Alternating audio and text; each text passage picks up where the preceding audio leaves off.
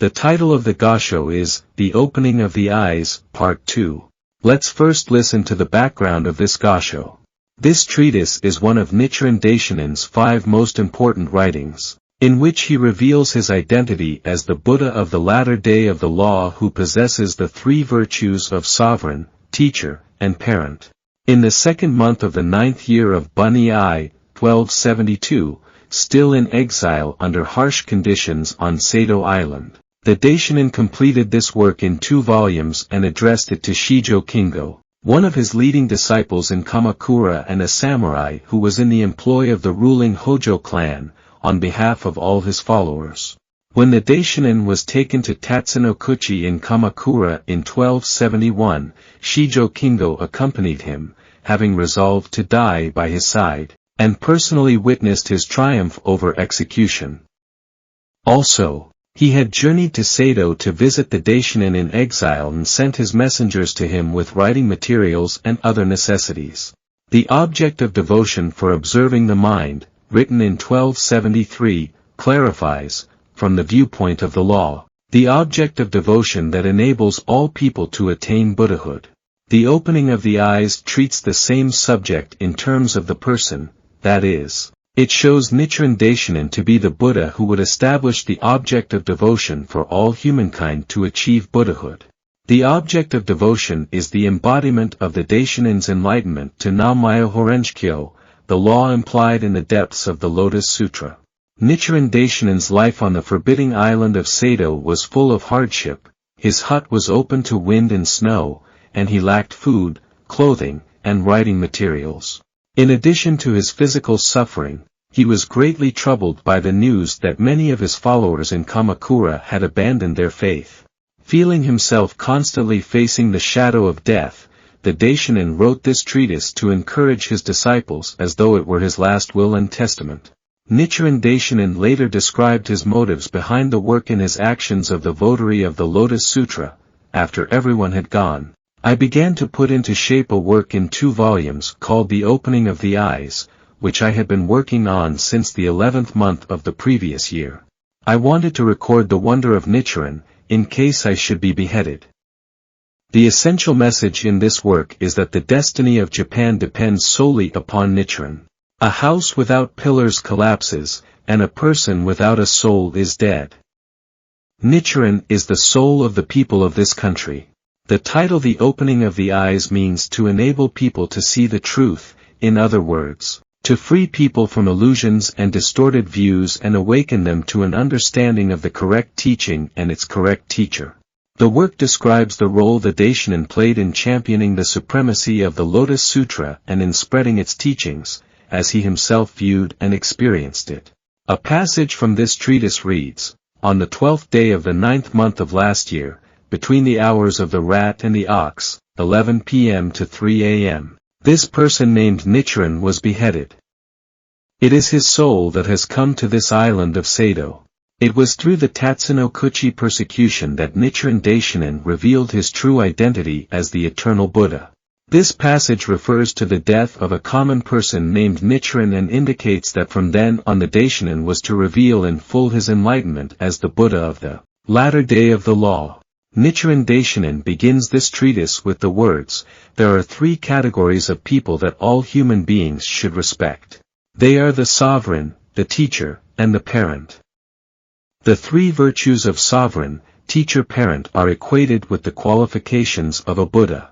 The virtue of sovereign is the power to protect all living beings, the virtue of teacher is the wisdom to lead all to enlightenment, and the virtue of parent means compassion to nurture and support them. These 3 virtues constitute a theme that runs throughout this treatise, and at the conclusion of this work the Daishonin declares, I, Nichiren, am sovereign, teacher, and father and mother to all the people of Japan. At the outset Nichiren Daishonin discusses Confucianism, Taoism, Brahmanism, Hinayana, and provisional Mahayana Buddhism, and then moves on to the Lotus Sutra. He attributes the disasters ravaging Japan to the confusion in Buddhism and the failure by both rulers and subjects to recognize the supremacy of the Lotus Sutra. Here he cites 2 reasons why the sutra is supreme. One is that the theoretical teaching, the first half of the sutra, reveals that people of the two vehicles can attain enlightenment, a possibility utterly denied in the previous 42 years of the Buddha's preaching. This substantiates the mutual possession of the 10 worlds and the statement that Buddhahood is open to all. The other reason is that, in the essential teaching, the latter half of the sutra, Shakyamuni Buddha proclaims that he first attained enlightenment in an unfathomably remote past. The Daishonin states that Shakyamuni Buddha himself declared that the Lotus Sutra is the most difficult to believe and the most difficult to understand. In this sutra the Buddha implied the supreme teaching, as stated, the doctrine of 3,000 realms in a single moment of life is found in only one place, hidden in the depths of the lifespan chapter of the essential teaching of the Lotus Sutra. The Daishonin takes the position that only the revelation of the truth of Buddhism can save the nation and the people. This conviction, he says, has moved him to propagate the essence of the Lotus Sutra in spite of the persecution that he knew he would incur. He realized that his followers might doubt him because of the apparent failure of the gods to protect a votary of the Lotus Sutra. Therefore, he stated, "This doubt lies at the heart of this piece I am writing. And because it is the most important concern of my entire life, I will raise it again and again here, and emphasize it more than ever, before I attempt to answer it." The second part of this treatise discusses the emerging from the earth and the lifespan chapters of the Lotus Sutra, where Shakyamuni Buddha summons forth countless bodhisattvas from beneath the earth and reveals that he actually attained enlightenment in the remote past, and that all the Buddhas of the other sutras are his emanations and all the bodhisattvas, his disciples. Nichiren Daishonin clarifies that the Buddha of the lifespan chapter is the teacher of all Buddhas. At this point, an implicit analogy begins to emerge. The doubt held by Shakyamuni's disciples about how he could possibly have taught the countless bodhisattvas of the earth in this life leads to the revelation of his true identity as the Buddha who attained enlightenment countless kalpas ago. Similarly, the doubt held by the Daishonin's followers about why he has been exiled and suffered so many persecutions leads to an understanding of his true identity as the Buddha of the latter day. Then the Daishonin mentions the principle of sowing, maturing, and harvesting. He points to the unsurpassed law whereby all Buddhas attain enlightenment, Nam-myoho-renge-kyo. This law is what lies in the depths of the lifespan chapter. Nichiren Daishonin directly teaches this law, the true cause for attaining Buddhahood, and his Buddhism is called the Buddhism of sowing because it implants this seed of enlightenment in the lives of those who practice it. In this light, he possesses the virtues of sovereign, teacher, and parent for humanity as a whole. Nichiren Daishonin explains that each sutra has its own claim to excellence. He also gives examples of statements in which various sutras assert their own superiority to other teachings. But the Lotus Sutra alone declares that it is supreme among all sutras, and the Daishonin reconfirms its supremacy. The Lotus Sutra speaks of the three powerful enemies of the sutra and prophesies opposition and hostility toward the sutra and its votary. All this the Daishonin had himself encountered, all this is predicted in the sutra. As the votary of the Lotus Sutra, he vows to stake his life on the cause of saving all people, saying, "Let the gods forsake me. Let all persecutions assail me. Still I will give my life for the sake of the law. I will be the pillar of Japan. I will be the eyes of Japan. I will be the great ship of Japan. This is my vow, and I will never forsake it." Then he assures his disciples that they will definitely attain Buddhahood as long as they do not permit themselves to be overcome by doubts, even when difficulties befall them. In the final section of this treatise, Nichiren Daishonin explains that there are two ways to propagate the Lotus Sutra, shoju, or gentle persuasion, and shikobuku, or strict refutation. Here, the Daishonin argues that both methods should be used, because there are two kinds of countries: those whose people are ignorant of the correct teaching of Buddhism and those whose people deliberately oppose it. But Japan, as a nation that slanders the correct teaching, requires the shikobuku method. Then he concludes that to remove suffering and give joy to the people is the Buddha's teaching. The Daishonin has devoted himself to refuting and rooting out the causes of human misery.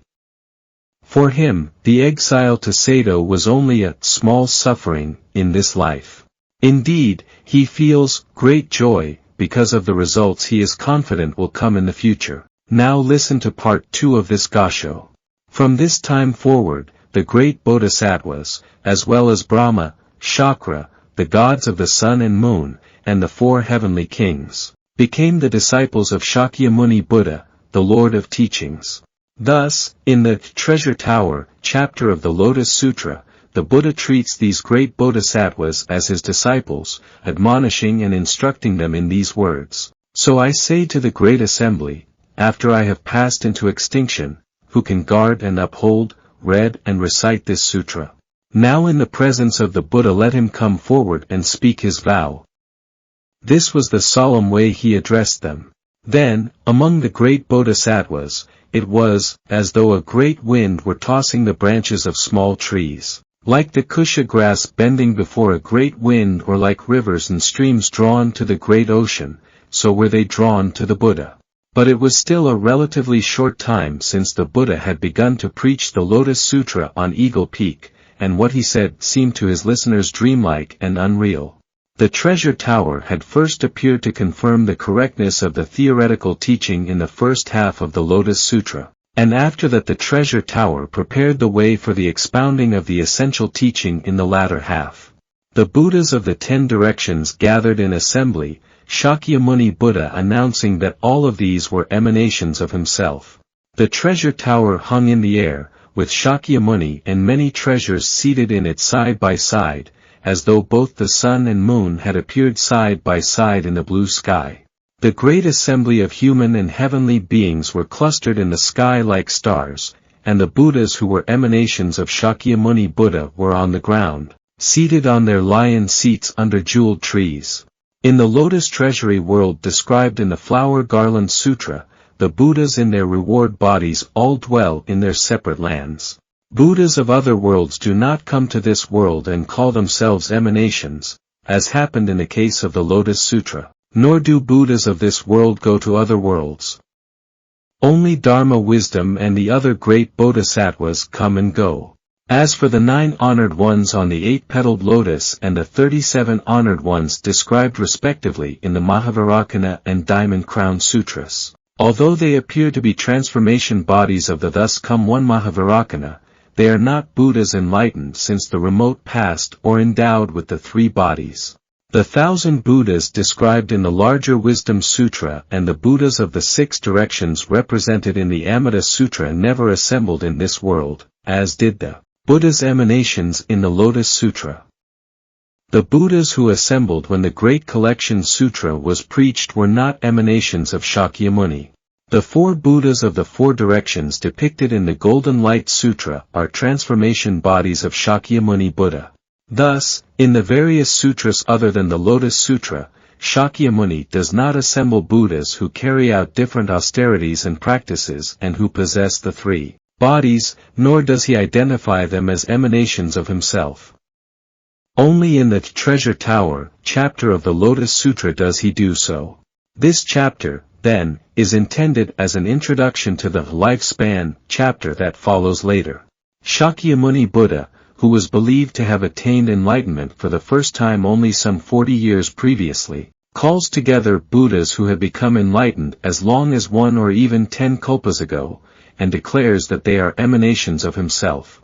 This is a far cry indeed from the Buddha's usual preaching on the equality of all Buddhas, in their Dharma bodies, and in fact a cause of great astonishment.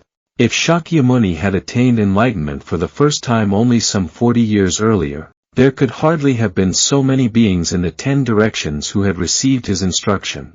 And even if he was privileged to possess emanations, there would have been no benefit in his showing them to his listeners. TNTAI, describing what went on in the astonished minds of the assembly, says, it was evident to them that Shakyamuni Buddha possessed numerous emanations. Therefore, they understood that he must have attained enlightenment in the far distant past. In addition, the great bodhisattvas as numerous as the dust particles of 1,000 worlds appeared, rising up out of the ground. Even universal worthy in Manjushri, who had been regarded as the leading disciples of Shakyamuni, could not compare to them. The great bodhisattvas present in the assemblies described in the Sutras of the Flower Garland, correct and equal, and wisdom periods and in the Treasure Tower, chapter of the Lotus Sutra, or Vajrasattva and the rest of the 16 great bodhisattvas of the Mahavajrayana, and Diamond Crown, Sutras, when compared with these newly arrived bodhisattvas, seemed like a pack of apes or monkeys, with the new bodhisattvas appearing among them like so many chakras. It was as though great ministers of court had mingled with humble mountain folk. Even Maitreya, who was to be the next Buddha after Shakyamuni, was perplexed by them, to say nothing of the lesser personages in the assembly. Among these great bodhisattvas as numerous as the dust particles of 1,000 worlds there were 4 great sages called superior practices, boundless practices, pure practices, and firmly established practices. In the presence of these 4, the other bodhisattvas suspended in the air or seated on Eagle Peak could not bear to gaze on them face to face or begin to fathom their dignity. Even the 4 bodhisattvas of the Flower Garland Sutra, the 4 bodhisattvas of the Mahavajrayana Sutra, or the 16 great bodhisattvas of the Diamond Crown Sutra, when in the presence of these 4, were like bleary-eyed men trying to peer at the sun, or like humble fishermen appearing in audience before the emperor. These 4 were like Taikum Wang and the others of the 4 sages of ancient China, who towered above the multitude. They were like the 4 white-haired elders of Mount Shang who assisted Emperor Hui. Solemn, dignified, they were beings of great and lofty stature. Aside from Shakyamuni, many treasures, and the emanations of Shakyamuni from the 10 directions, they were worthy of being good friends upon whom all beings could rely. Then Bodhisattva Maitreya began to consider the matter in his mind. He said to himself, since the time Shakyamuni Buddha was a crown prince, and during the 42 years since he gained enlightenment at the age of 30 up until this gathering on Eagle Peak, I have known all the bodhisattvas of this world, and all the great bodhisattvas who have come from the worlds of the 10 directions to attend the assemblies. Moreover, I have visited the pure and impure lands of the 10 directions, sometimes as the Buddha's emissary, at other times on my own initiative, and I have become acquainted with all the great bodhisattvas of those various lands. As for these great bodhisattvas who have appeared from the earth, what kind of Buddha is their teacher? Surely he must be a Buddha who is incomparably superior to Shakyamuni, many treasures, and the emanation Buddhas from the 10 directions. From the fury of the rain, we can judge the greatness of the dragon that caused it to fall. From the size of the lotus flower, we can tell the depth of the pond that produced it. Now from what land did these great bodhisattvas come, what Buddha did they follow, and what great teaching have they practiced? Thus did Bodhisattva Maitreya wonder to himself, becoming so puzzled that he was unable to utter a sound. But, perhaps through the Buddha's power, he was at last able to put his doubts into words, saying, immeasurable thousands, 10,000s, millions, a great host of bodhisattvas such as was never seen in the past. This host of bodhisattvas with their great dignity, virtue, and diligence, who preached the law for them? Who taught and converted them and brought them to this? Under whom did they first set their minds on enlightenment? What Buddha's law do they praise and proclaim? World-honored one, from times past I have seen nothing like this. I beg you to tell me where they come from, the name of the land. I have constantly journeyed from land to land but never have I seen such a thing. In this whole multitude there is not one person that I know. Suddenly they have come up from the earth, I beg you to explain the cause. Paraphrasing Maitreya's statement, TNTAI comments, since the time of the Buddha's enlightenment at the place of meditation, up until the present gathering, great bodhisattvas unceasingly came from the worlds in the 10 directions to attend the various assemblies. Their numbers are unlimited, but I, with the wisdom and power appropriate to the next Buddha, have been able to see and know every single one of them. And yet, among the newly arrived multitude, I do not know a single person, this in spite of the fact that I have traveled in the 10 directions, have served the various Buddhas, and am well known among their audiences. Miaolo comments, wise men can perceive the cause of things, as snakes know the way of snakes. The meaning of these passages of scripture and commentary is perfectly clear.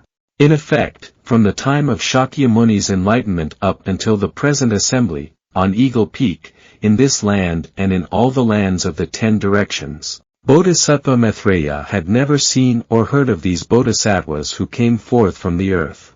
The Buddha, replying to Maitreya's doubts, said, Ajita, these bodhisattvas, whom you have never seen before in the past, when I had attained supreme perfect enlightenment in this Saha world, I converted and guided these bodhisattvas, trained their minds, and caused them to develop a longing for the way. He also said, when I was in the vicinity of the city of Gaya, seated beneath the Bodhi tree, I attained the highest, the correct enlightenment and turned the wheel of the unsurpassed law. Thereafter I taught and converted them, and caused them for the first time to set their minds on the way. Now all of them dwell in the stage of non-regression. Ever since the long-distant past I have been teaching and converting this multitude. But Maitreya and the other great bodhisattvas were further perplexed by these words of the Buddha. When the Buddha preached the Flower Garland Sutra, Dharma Wisdom and countless other great bodhisattvas appeared in the assembly. Maitreya and the others wondered who they could be, but the Buddha said, they are my good friends, and they thought this must be true. Later, when the Buddha preached the Great Collection Sutra at the Great Treasure Chamber and the Larger Wisdom Sutra at White Heron Lake, great bodhisattvas appeared in the assembly, and Maitreya and the others supposed that they too were good friends of the Buddha. But these great bodhisattvas who had newly appeared out of the earth looked incomparably more venerable than those earlier bodhisattvas.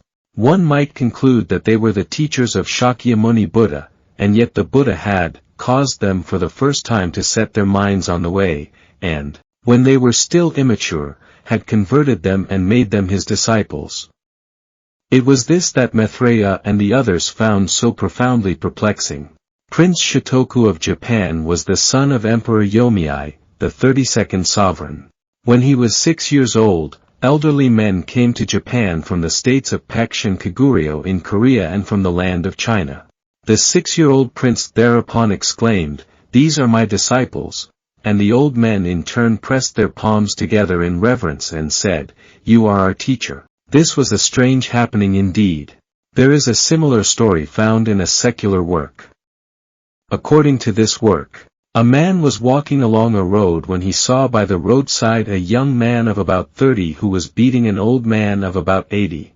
When he asked the reason, the young man replied, "This old man is my son." Bodhisattva Maitreya, continuing to doubt, said, "World-honored one, when the thus come one was crown prince, you left the palace of the Sakyas and sat in the place of meditation not far from the city of Gaya, and there attained supreme perfect enlightenment. Barely 40 years or more have passed since then.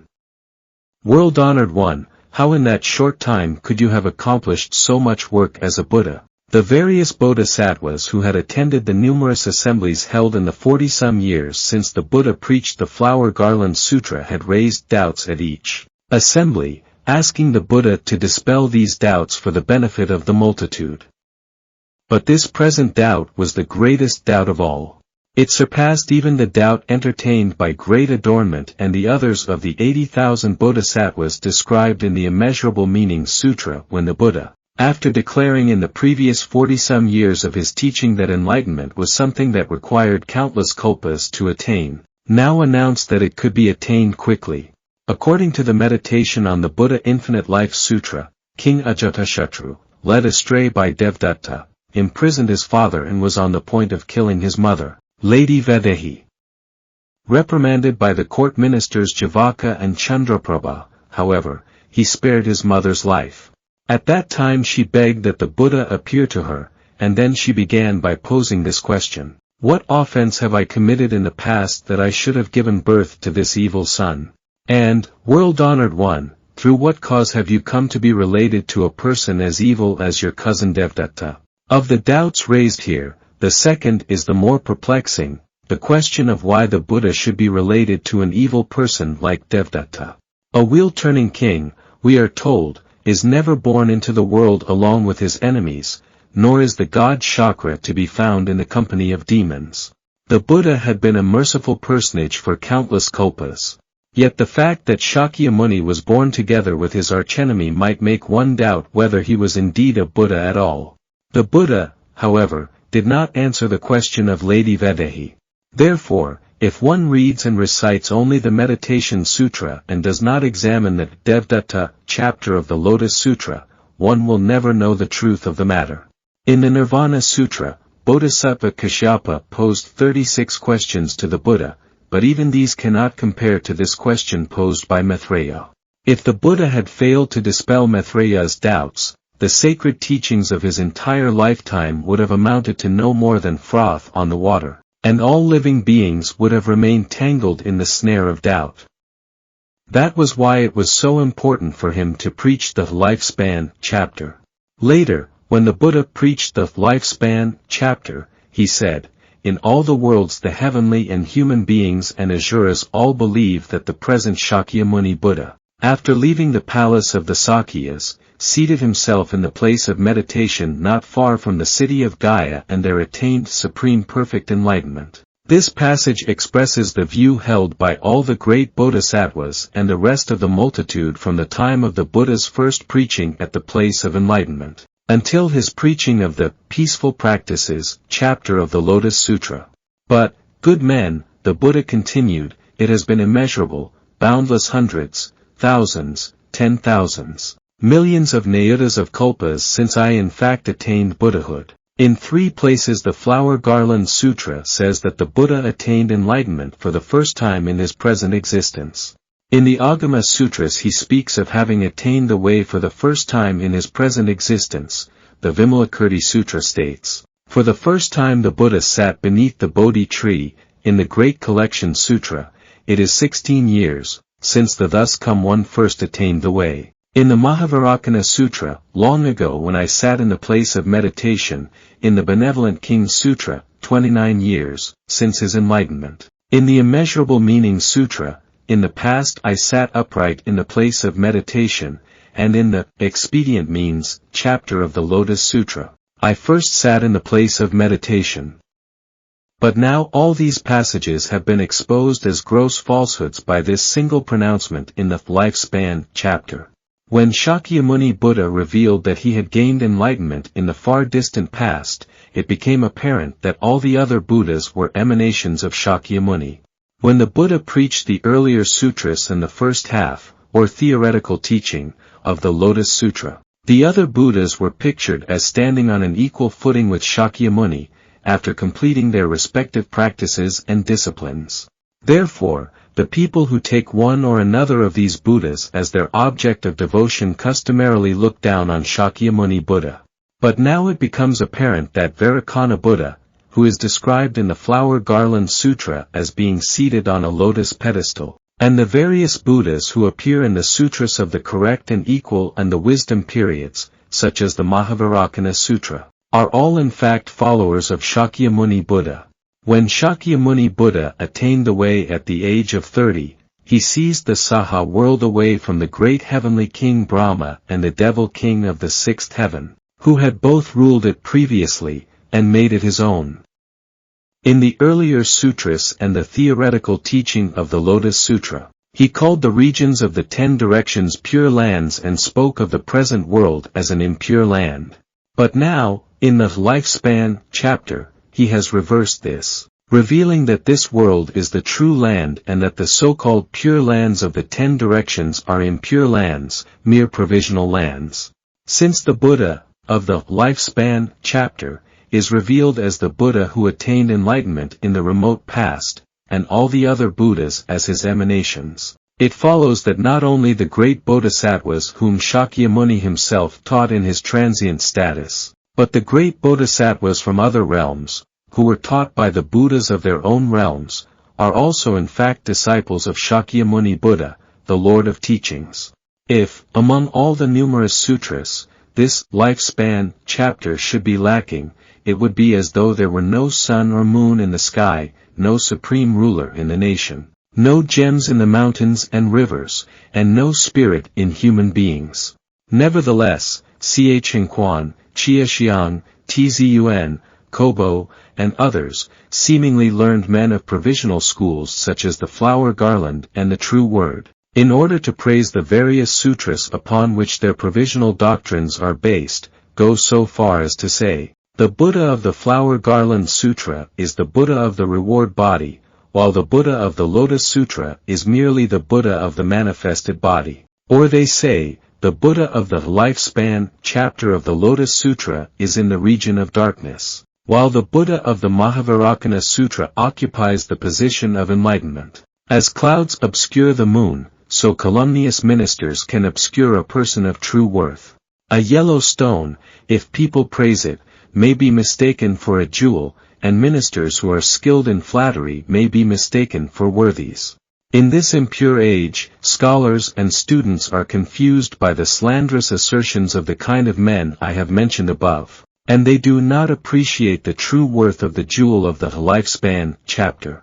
Even among the men of the Tendai school there are those who have become so deluded that they cannot distinguish gold from mere stones.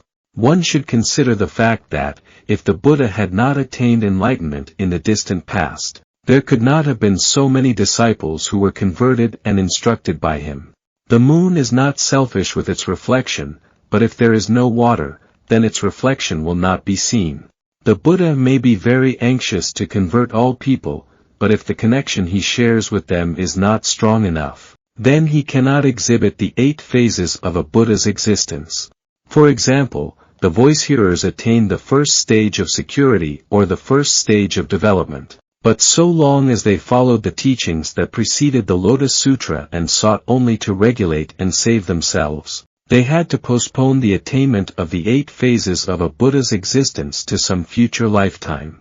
If Shakyamuni Buddha, the Lord of Teachings, had attained enlightenment for the first time in his present existence, then when he preached the Lotus Sutra, Brahma, Shakra, the gods of the sun and moon, and the 4 heavenly kings, though they had ruled over this world since the beginning of the Kalpa of continuance, would have been disciples of the Buddha for no longer than 40-some years. These beings would then have established their connection with the Lotus Sutra for the first time during the 8 years of preaching at Eagle Peak. They would thus have been like newcomers unable to unreservedly approach their Lord, kept at a distance by those who had been present longer. But now that it has become apparent that Shakyamuni Buddha attained enlightenment countless kalpas ago, then the Bodhisattvas Sunlight and Moonlight, who attend the Thus Come One Medicine Master of the Eastern region, and the Bodhisattvas Perceiver of the World Sounds and Great Power, who attend the Thus Come One Amida of the Western region, along with the disciples of all the Buddhas of the worlds of the 10 directions, and the great Bodhisattvas who are disciples of the Thus Come One Mahavajrayana as they are shown in the Mahavajrayana and Diamond Crown Sutras, all of these beings are disciples of Shakyamuni Buddha, the Lord of Teachings. Since the various Buddhas themselves are emanations of the Thus Come One Shakyamuni, it goes without saying that their disciples must be disciples of Shakyamuni. And of course the various deities of the sun, moon, and stars, who have dwelt in this world since the beginning of the Kalpa of continuance, must likewise be disciples of Shakyamuni Buddha. Nevertheless, the schools of Buddhism other than Tendai have gone astray concerning the true object of devotion. The Dharma Analysis Treasury, Establishment of Truth, and Precept schools take as their object of devotion the Shakyamuni Buddha who eliminated illusions and attained the way by practicing 34 kinds of spiritual purification. This is comparable to a situation in which the heir apparent of the supreme ruler of a state mistakenly believes himself to be the son of a commoner. The 4 schools of Flower Garland, True Word, 3 treatises, and Dharma characteristics are all Mahayana schools of Buddhism. Among them the Dharma characteristics and 3 treatises schools honor a Buddha who is comparable to the Buddha of the superior manifested body. This is like the heir of the supreme ruler supposing that his father was a member of the warrior class. The flower garland and true word schools look down upon Shakyamuni Buddha and declare the Buddhavaracana and the Buddha Mahavarakana to be their respective objects of devotion.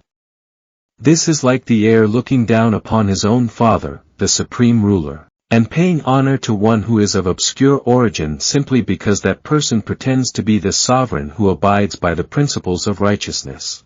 The Pure Land School considers itself to be most closely related to the Buddha Amida, who is an emanation of Shakyamuni, and abandons Shakyamuni himself, who is the Lord of Teachings. The Zen school behaves like a person of low birth who makes much of his small achievements and despises his father and mother. Thus the Zen school looks down upon both the Buddha and the sutras. All of these schools are misled concerning the true object of devotion. They are like the people who lived in the age before the three sovereigns of ancient China and did not know who their own fathers were. In that respect, the people of that time were no different from birds and beasts. The people of these schools who are ignorant of the teachings of the lifespan chapter are similarly like beasts. They do not understand to whom they are obligated.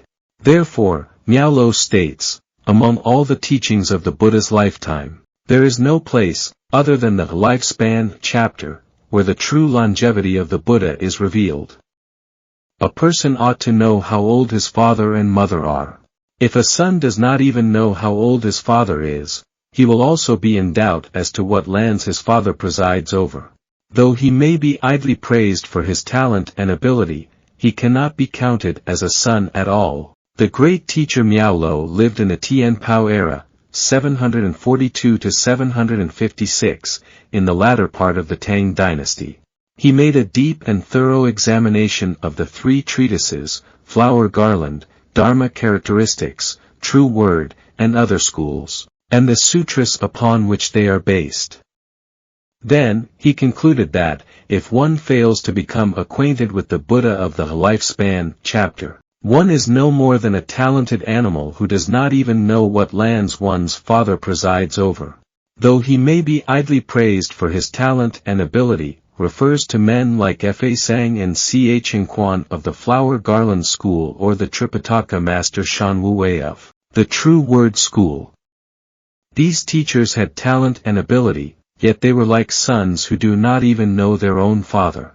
The great teacher Dengyo was the patriarch of both esoteric and exoteric Buddhism in Japan. In his outstanding principles he writes, the sutras that the other schools are based upon give expression in a certain measure to the mother-like nature of the Buddha. But they convey only a sense of love and are lacking in a sense of fatherly sternness. It is only the Tendai Lotus school that combines a sense of both love and sternness. The Lotus Sutra is, father of all sages, worthies, those still learning, those who have completed their learning, and those who set their minds on becoming bodhisattvas. The sutras that form the basis of the True Word and Flower Garland schools do not even contain the terms sowing, maturing, and harvesting, much less the doctrine to which these terms refer. When the sutras of the Flower Garland and True Word schools assert that their followers will enter the first stage of development in this lifetime and achieve Buddhahood in their present form, they are putting forth the teachings of the Provisional Sutras alone, teachings that conceal the seed sowed in the past. To expect to harvest the fruit of Buddhahood without knowing the seed first sowed is like the minister Cao Cao attempting to seize the throne or the priest Dokyo trying to become emperor of Japan. The various schools argue with one another, each claiming that its sutra contains the true seeds of enlightenment. I do not intend to enter the argument. I will let the sutras speak for themselves. Thus Bodhisattva Vajrabandhu, speaking of the seeds of enlightenment implanted by the Lotus Sutra, designates them the seeds without peer. And these seeds of enlightenment are the doctrine of 3,000 realms in a single moment of life as expounded by Tntai. The seed of enlightenment for the various Buddhas described in the Flower Garland Sutra, the Mahavarakana Sutra, and the other various Mahayana Sutras is the one doctrine of 3,000 realms in a single moment of life.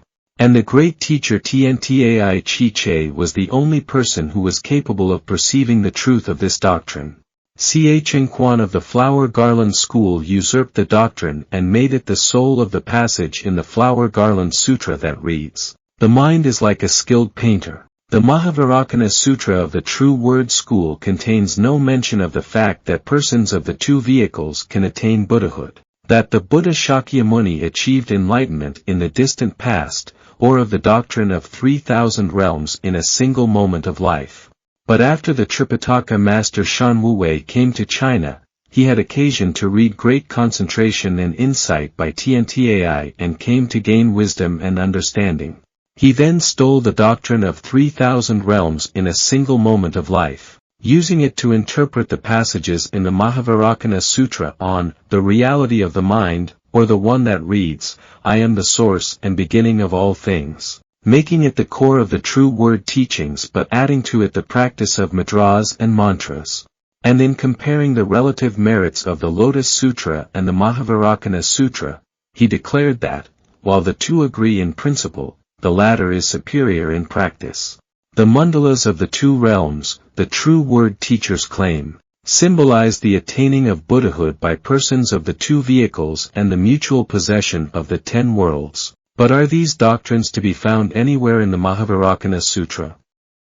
Those who claim so are guilty of the grossest deception. Therefore, the great teacher Dengyo states, the true word school of Buddhism that has recently been brought to Japan deliberately obscures how its transmission was falsified in the recording, by I Xing, who was deceived by Shan Wuwei. While the Flower Garland School that was introduced earlier attempts to disguise the fact that it was influenced by the doctrines of Tiantai. Suppose someone were to go to some wild region like the island of Ezo and recite the famous poem, "How I Think of It, dim, dim in the morning mist, of Akashi Bay, that boat moving out of sight, beyond the islands." If the person told the ignorant natives of Ezo that he himself had composed the poem, they would probably believe him. The Buddhist scholars of China and Japan are equally gullible. The Reverend Liang Su states that the doctrines of the True Word, Zen, Flower Garland, 3 treatises, and other schools, when compared with the Lotus Sutra, serve as none other than an introduction to the true teachings of the Lotus Sutra. We are told that the Tripitaka master Shan Wuwei was subjected to torments by Yama because of his mistaken view that the Mahavajrayana Sutra is superior to the Lotus Sutra. Later, he had a change of heart and became a supporter of the Lotus Sutra, which is why he was spared further torments. As evidence, when he, Pukeung, and the others devised the Womb Realm Mandala and the Diamond Realm Mandala of the True Word School, they placed the Lotus Sutra in the center of the two mandalas as the supreme ruler, with the Mahavajrayana Sutra depicting the Womb Realm and the Diamond Crown Sutra depicting the Diamond Realm to the left and right as ministers to the ruler. When Kobo of Japan drew up a theoretical statement of the True Word teachings, he was attracted by the Flower Garland School and assigned the Flower Garland Sutra to the 9th stage of advancement and the Lotus Sutra to the 8th stage. But when he taught the practices and ceremonies to his disciples Jitsu, Shurna, Encho, Kojo, and the others, he placed the Lotus Sutra in a central position, between the two realms of the womb and the diamond, as Shan Wuwei and Pukeung had done. In a similar case, Chia Xiang of the 3 treatises school, in his 10-volume treatise on the profundity of the Lotus Sutra, assigned the Lotus Sutra to the 4th of the 5 periods of teachings, claiming that it repudiated the two vehicles to reveal the one vehicle of the Bodhisattva and then incorporated the former as the means to attain the latter. Later, however, he became converted to the teachings of Tiantai.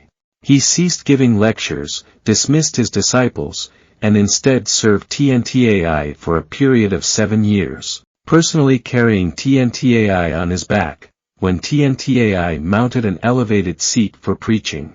Again, Tzun of the Dharma Characteristics School, in his 7-volume and 12-volume Forest of Meanings in the Garden of the Law, states that the one-vehicle doctrine set forth in the Lotus Sutra is an expedient means, and that the 3-vehicle doctrine represents the truth. He also makes many similarly absurd pronouncements. But in the fourth volume of the essential meaning of praising the profundity of the Lotus Sutra, he is represented as saying that both doctrines are to be accepted, thus bringing flexible interpretation to the tenets of his own school.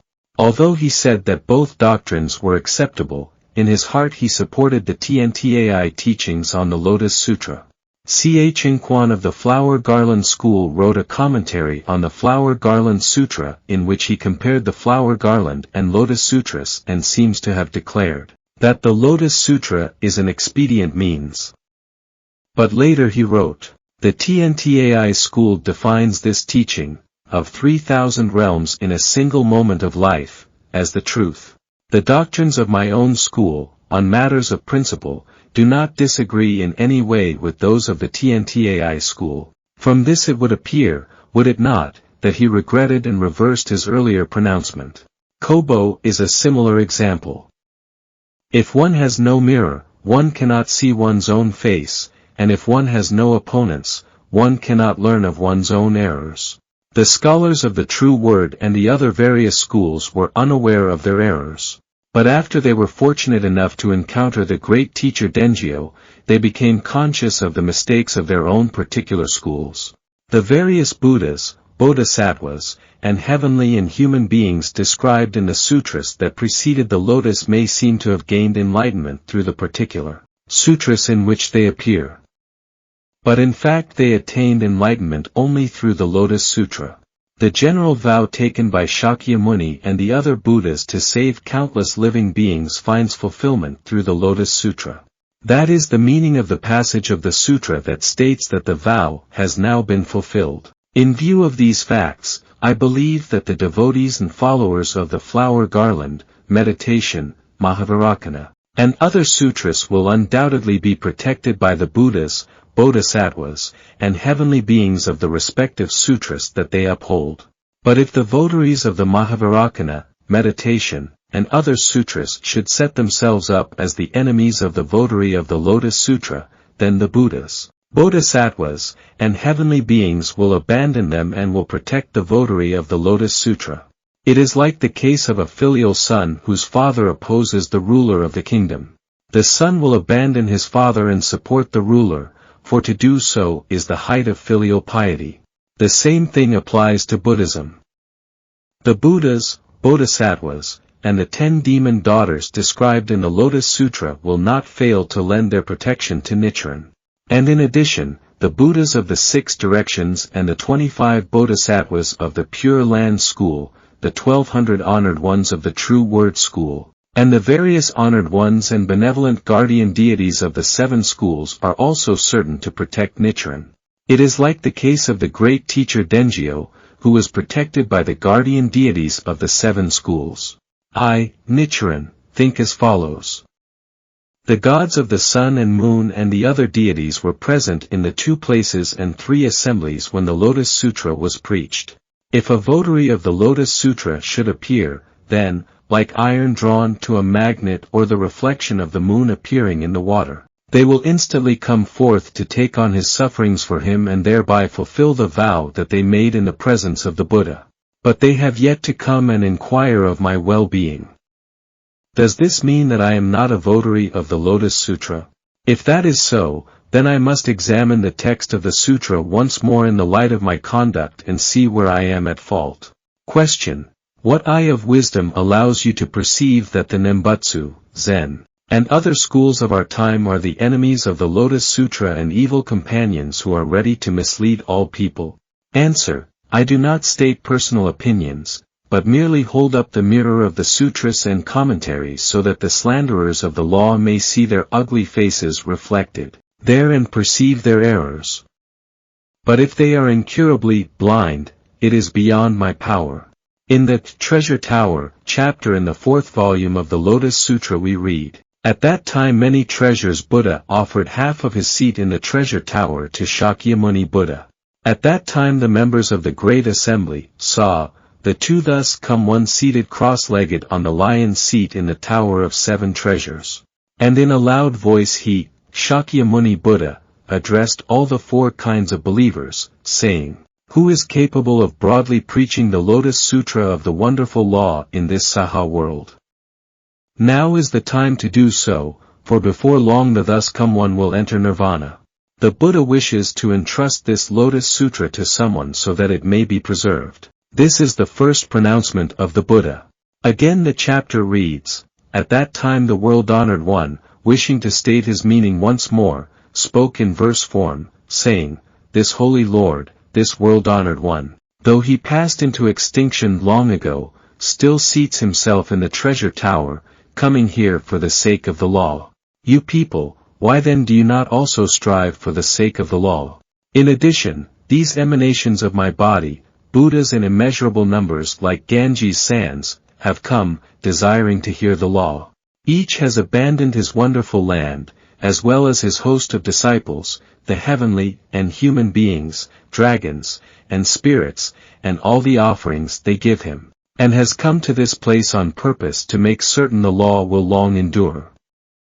As though a great wind were tossing the branches of small trees. Through this expedient means they make certain that the law will long endure. So I say to the great assembly, after I have passed into extinction, who can guard and uphold, read and recite this sutra. Now in the presence of the Buddha let him come forward and speak his vow. This is the second proclamation of the Buddha. The passage continues, The thus come one many treasures, I myself, and these emanation Buddhas who have gathered here, surely know this is our aim. All you good men, each of you must consider carefully. This is a difficult matter, it is proper you should make a great vow. The other sutras number as many as Ganges sands, but though you expound those sutras, that is not worth regarding as difficult. If you were to seize Mount Sumeru and fling it far off to the measureless Buddha lands, that too would not be difficult. But if after the Buddha has entered extinction, in a time of evil, you can preach this sutra, that will be difficult indeed. If, when the fires come at the end of the kalpa, one can load dry grass on his back and enter the fire without being burned, that would not be difficult. But after I have passed into extinction, if one can embrace this sutra and expound it to even one person, that will be difficult indeed. All you good men, after I have entered extinction, who can accept and uphold, read and recite this sutra. Now in the presence of the Buddha let him come forward and speak his vow. This is the third admonition from the Buddha. The fourth and fifth admonitions are found in the Devdatta chapter, and I will deal with them later. The meaning of these passages from the sutra is right before our eyes, obvious as the sun suspended in the blue sky or a mole on a white face. And yet the blind ones, those with perverse eyes, the one-eyed, those who believe no one but their own teachers, and those who cling to biased views cannot see it. For those who earnestly seek the way, in spite of all difficulties, I will try to demonstrate what these passages mean. But they must understand that the truth is more rarely met with than the peaches of immortality that grow in the garden of the Queen Mother of the West, or the Adumbra flower that blooms only when a wheel-turning king appears. Moreover, the conflict, between Nichiren and the various schools, surpasses the 8 years of warfare when the governor of Pei and Xiongyu battled for the empire of China, the 7 years when Yoritomo Munemori fought for the islands of Japan, the struggles between Chakra and the Asuras, or between the Dragon King and the Garuda birds at Anavatapta Lake. The truth of the Lotus Sutra has made its appearance twice in the country of Japan. You should understand that it appeared once with the great teacher Dengyo and again with Nichiren. But the sightless ones doubt this, it is beyond my power to convince them. Shakyamuni Buddha, many treasures Buddha, and the Buddhas of the 10 directions gathered together and judged the relative merits of all the sutras of Japan, China, India, the palace of the Dragon King, the heavens, and all the other worlds of the 10 directions, and this is the sutra they chose. Question: Do sutras such as the flower garland, the sutras of the correct and equal period, wisdom, profound secrets, Lankavatara, Mahavarakana, and Nirvana belong to the 9 easy acts group or the 6 difficult acts group? Answer: Tu Shun, Chi Yen, Fa Sang, and Ch Inquan of the flower garland school, who were all masters of the three divisions of the canon, state that both the Flower Garland Sutra and the Lotus Sutra belong to the 6 difficult acts category. Though in name they are two different sutras, they are identical in their teachings and principles. It is similar to the statement, though the 4 perceptions of reality are separate, the truth they point to is identical. The Tripitaka master Xuanzang and the great teacher Tzun of the Dharma characteristic school state that the Profound Secret Sutra and the Lotus Sutra both expound the consciousness-only doctrine. They date from the 3rd period of the Buddha's teaching and belong to the 6 difficult acts category. Qisang of the 3 treatises school asserts that the Wisdom Sutra and the Lotus Sutra are different names for a single entity, 2 sutras that preach one teaching. The Tripitaka masters Shan Wuwei, Qin Kongqi, and Pu Keung, of the True Word School, say that the Mahavajrayana Sutra and the Lotus Sutra are identical in principle, and that both belong to the 6 difficult category. But the Japanese, True Word leader, Kobo says that the Mahavajrayana Sutra belongs neither to the 6 difficult nor to the 9 easy category. The Mahavajrayana Sutra, according to him, stands apart from all the sutras preached by Shakyamuni Buddha, since it was preached by the thus come one Mahavajrayana, a Buddha of the Dharma body. Likewise, some persons assert that, since the Flower Garland Sutra was preached by the thus come one of the reward body, it stands outside the categories of 6 difficult and 9 easy. Such, then, are the views put forth by the founders of these 4 schools. The thousands of students of these schools likewise subscribe to the same views. I must observe sadly that, although it would be simple enough to point out the error of the views propounded by these men, if I did so, the people of today would not even look in my direction. They would go on in their erroneous ways and, in the end, would slander me to the ruler of the country and put my life in jeopardy. Nevertheless, our merciful father Shakyamuni Buddha, when he faced his end in the grove of sal trees, stated as his dying instructions that we are to rely on the law and not upon persons. Not relying upon persons means that when persons of the 1st, 2nd, 3rd, and 4th ranks preach, even though they are bodhisattvas such as Universal Worthy and Manjushri who have attained the stage of near-perfect enlightenment, if they do not preach with the sutra in hand, then they are not to be accepted. It is also laid down that one should rely on sutras that are complete and final and not on those that are not complete and final. We must therefore look carefully among the sutras to determine which are complete and final and which are not and put our faith in the former. Bodhisattva Nagarjuna in his commentary on the 10 Stages Sutra states, do not rely on treatises that distort the sutras, rely on those that are faithful to the sutras. The great teacher Tntai says, that which accords with the sutras is to be written down and made available. But put no faith in anything that in word or meaning fails to do so. The great teacher Dengyo says, depend upon the preachings of the Buddha, and do not put faith in traditions handed down orally. In Chin, also known as the great teacher Chisho, says, in transmitting the teachings, rely on the written words of scriptures. To be sure, the leaders of the various schools whose opinions I have quoted above all appear to base themselves on some groups of sutras and treatises in attempting to establish which teachings are the most superior. But these men all cling firmly to the doctrines of their own school and perpetuate the erroneous views handed down from their predecessors, so that their judgments are characterized by twisted interpretations and personal feelings. Their doctrines are no more than private opinions that have been dressed up and glorified. The non-Buddhist schools of such men as Vats and Vaipulya, which appeared in India after the Buddha's passing, are even more wrong in their views and more cunning in their doctrines than their counterparts before the Buddha, because they borrowed ideas from Buddhism. Similarly, since the introduction of Buddhism to China in the later Han dynasty, non-Buddhist views and writings have become even more wrong and cunning than the pre-Buddhist writings of Confucianism that deal with the 3 sovereigns and 5 emperors of antiquity. Also the teachers of the Flower Garland, Dharma Characteristics, True Word, and other schools, jealous of the correct doctrines of the TNTAI school, brazenly interpret the words of the true sutra in such a way that they will accord with the provisional teachings.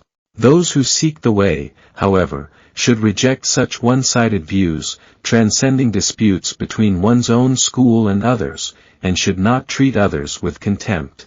In the Lotus Sutra the Buddha says, "Among the sutras I have preached, now preach, and will preach." This Lotus Sutra is the most difficult to believe and the most difficult to understand. Miaolo remarks, though other sutras may call themselves the king among sutras, there is none that announces itself as foremost among all the sutras preached in the past, now being preached, or to be preached in the future. He also says, concerning the Buddha's statement, that this wonderful sutra surpasses all those of past, present, and future, there are those who persist in going astray. Thus they commit the grave fault of slandering the sutra and for many long kalpas are subjected to sufferings. Startled by these passages in the sutra and its commentaries, I examined the entire body of sutras and the expositions and commentaries of the various teachers, and found that my doubts and suspicions melted away. But now those foolish true word priests rely upon their mudras and mantras and believe that the true word school is superior to the Lotus Sutra, simply because the great teacher Jikaku and their other teachers have assured them that the true word is superior. Their views are not worthy of discussion.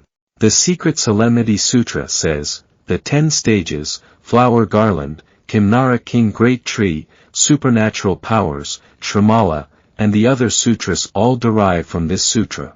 Thus the Secret Solemnity Sutra is the greatest of all sutras. The Great Cloud Sutra states, this sutra is the wheel-turning king among all sutras. Why is this? Because in this sutra is set forth the doctrine of the constancy of the Buddha nature as the true nature of all beings. The 6 Paramithas Sutra says, all the correct teachings expounded by the countless Buddhas of the past and the 84,000 wonderful teachings that I have now expounded may as a whole be divided into 5 categories. First, sutras, the Buddha's teachings. Second, Vinaya, monastic rules. Third, Abhidharma, treatises. Fourth, Prajnapramitha, the teachings of the perfection of wisdom. And fifth, Dharni, mystic formulas. The works in these 5 collections will instruct sentient beings. Among sentient beings there may be those who cannot accept and abide by the sutras, Vinaya, Abhidharma, and Prajnapramitha. Or there may be sentient beings who commit various evil acts such as the 4 major offenses, the 8 major offenses, or the 5 cardinal sins that lead to the hell of incessant suffering, or slander the correct and equal sutras, or are akantikas who disbelieve Buddhism itself. In order to wipe out such crimes, give quick release to the offenders, and allow them to enter into nirvana at once, I preached for their sake this collection of dharnis. These 5 divisions of the Dharma are compared to the flavors of milk, cream, curdled milk, butter, and ghee, respectively, with ghee as the finest.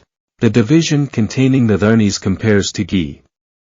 Ghee has the finest and most subtle flavor among the 5 substances enumerated above and is capable of curing various sicknesses and easing the minds and bodies of sentient beings. Similarly, the Dharni division stands foremost among the 5 divisions of the teachings because it can do away with grave offenses. The Profound Secrets Sutra states, at that time Bodhisattva superlative truth appearing addressed the Buddha, saying, World-honored one, in the first period of your teaching when you were in the forest sage ascetics gathering, or deer park, in Varanasi, for the sake of those who wished merely to seek the vehicle of the voice-hearers, you expounded the doctrine of the 4 noble truths, in this way turning the wheel of the correct law. This was a very wonderful thing, a very rare thing. No heavenly or human being in any of the countless worlds had ever been able to expound such a doctrine as this before. And yet the wheel of the law that you turned at that time left room for improvement, left room for doubt. It was not yet final in meaning and offered ample opportunity for dispute. Then, world-honored one, in the second period of your teaching, for the sake of those who wished merely to seek the great vehicle. You taught that all phenomena are without distinctive natures of their own, that there is no birth or death, that all things are basically in a state of quietude, and that the nature of beings as they exist constitutes nirvana. You turned the wheel of the correct law, although you did not reveal the whole truth. This was even more wonderful, an even rarer thing. But the wheel of the law that you turned at that time left room for improvement, left room for doubt. It was not yet final in meaning and offered ample opportunity for dispute. Now, world-honored one, in the third period of your teaching, for the sake of those who wish to practice the vehicle that saves all beings, you taught that all phenomena are without distinctive natures, that there is no birth or death, that all things are basically in a state of quietude, and that the nature of beings as they exist constitutes nirvana. And then you have taught that the nature you spoke of itself lacks anything that can be called a nature. You have turned the wheel of the correct law and expounded these doctrines in their perfect form. This is most wonderful, the rarest thing of all. This wheel of the law that you have turned leaves no room for improvement, no room for doubt. It is truly complete and final in meaning and offers no opportunity for dispute. The Great Wisdom Sutra says, when one regards whatever teachings one hears, either secular or Buddhist, as an expedient means, one is brought to understand that these can be incorporated into the profound principles that prajna, or Buddha wisdom, alone can grasp. When, with the same wisdom, one understands that all secular matters and actions represent the essential nature of things, one will see not a thing that is outside that essential nature. The first volume of the Mahavajrayana Sutra states, Master of Secrets, Vajrasattva. There is a great vehicle practice that arouses the mind that is without attachment to things and leads one to understand that all phenomena are without individual natures. Why is this? Because in past times those who practiced this way were able to observe the alaya consciousness within the five components, and to realize that individual natures are illusory. The same sutra also says, Master of Secrets, these men in this way cast aside the concept of non-self and came to realize that the mind exists in a realm of complete freedom, and that the individual mind has from the beginning never known birth or death. It also says, emptiness is by nature removed from the sense organs and their objects. It has no form or boundaries, beyond any futile theory, it is equal to space. It represents the ultimate in the absence of individual nature. It also says, the Buddha Mahavajrayana addressed the Master of Secrets, saying, Master of Secrets, what is the meaning of enlightenment? It means to understand one's own mind as it truly is. The Flower Garland Sutra states, among the various beings of all the different worlds, there are few who seek to practice the vehicle of the voice hearers. There are still fewer who seek that of the cause-awakened ones, and those who seek the great vehicle are extremely rare. To seek the great vehicle is relatively easy to do, but to believe in the doctrines of this sutra is difficult in the extreme. And how much more difficult it is to uphold this sutra, keep its teachings correctly in mind, practice them as directed, and understand their true meaning. To take the major world system and hold it on the top of your head without moving for the space of a kalpa is not such a difficult thing to do. But to believe in the doctrines of this sutra is difficult in the extreme. To offer utensils for comfort for the space of a kalpa to all the living beings who are as countless as the dust particles of the major world system will not gain one much merit. But to believe in the doctrines of this sutra will gain one merit in great quantity. To hold 10 Buddha lands in the palm of one's hand and remain stationary in the midst of the air for the space of a kalpa is not so difficult to do. But to believe in the doctrines of this sutra is difficult in the extreme. To offer utensils for comfort for the space of a kalpa to all the living beings who are as countless as the dust particles of those 10 Buddha lands will not gain one much merit. But to believe in the doctrines of this sutra will gain one merit in great quantity. For the space of a kalpa one may honor and give alms to the various thus come ones who are as countless as the dust particles of those 10 Buddha lands. But if one can accept and abide by the doctrines of this chapter, one will gain vastly greater merit. The Nirvana Sutra says, although the various correct and equal sutras of the great vehicle will bring inestimable merit, there is no way to describe how much greater is the merit gained through this sutra. It is 100 times, 1,000 times, 1,000,000,000 times greater in a way that is beyond calculation or simile. Good man, milk comes from the cow, cream is made from milk, curdled milk is made from cream, butter is made from curdled milk, and ghee is made from butter. Ghee is the finest of all. One who eats it will be cured of all illnesses, just as if all kinds of medicinal properties were contained in it. Good man, the Buddha is like this. The Buddha brought forth the 12 divisions of discourse. From among these 12 divisions he brought forth the sutras, from among the sutras he brought forth the correct and equal sutras. From the correct and equal sutras he brought forth the doctrine of Prajnaparamita, the perfection of wisdom, and from the Prajnaparamita he brought forth the Nirvana Sutra. The Nirvana Sutra is comparable to ghee.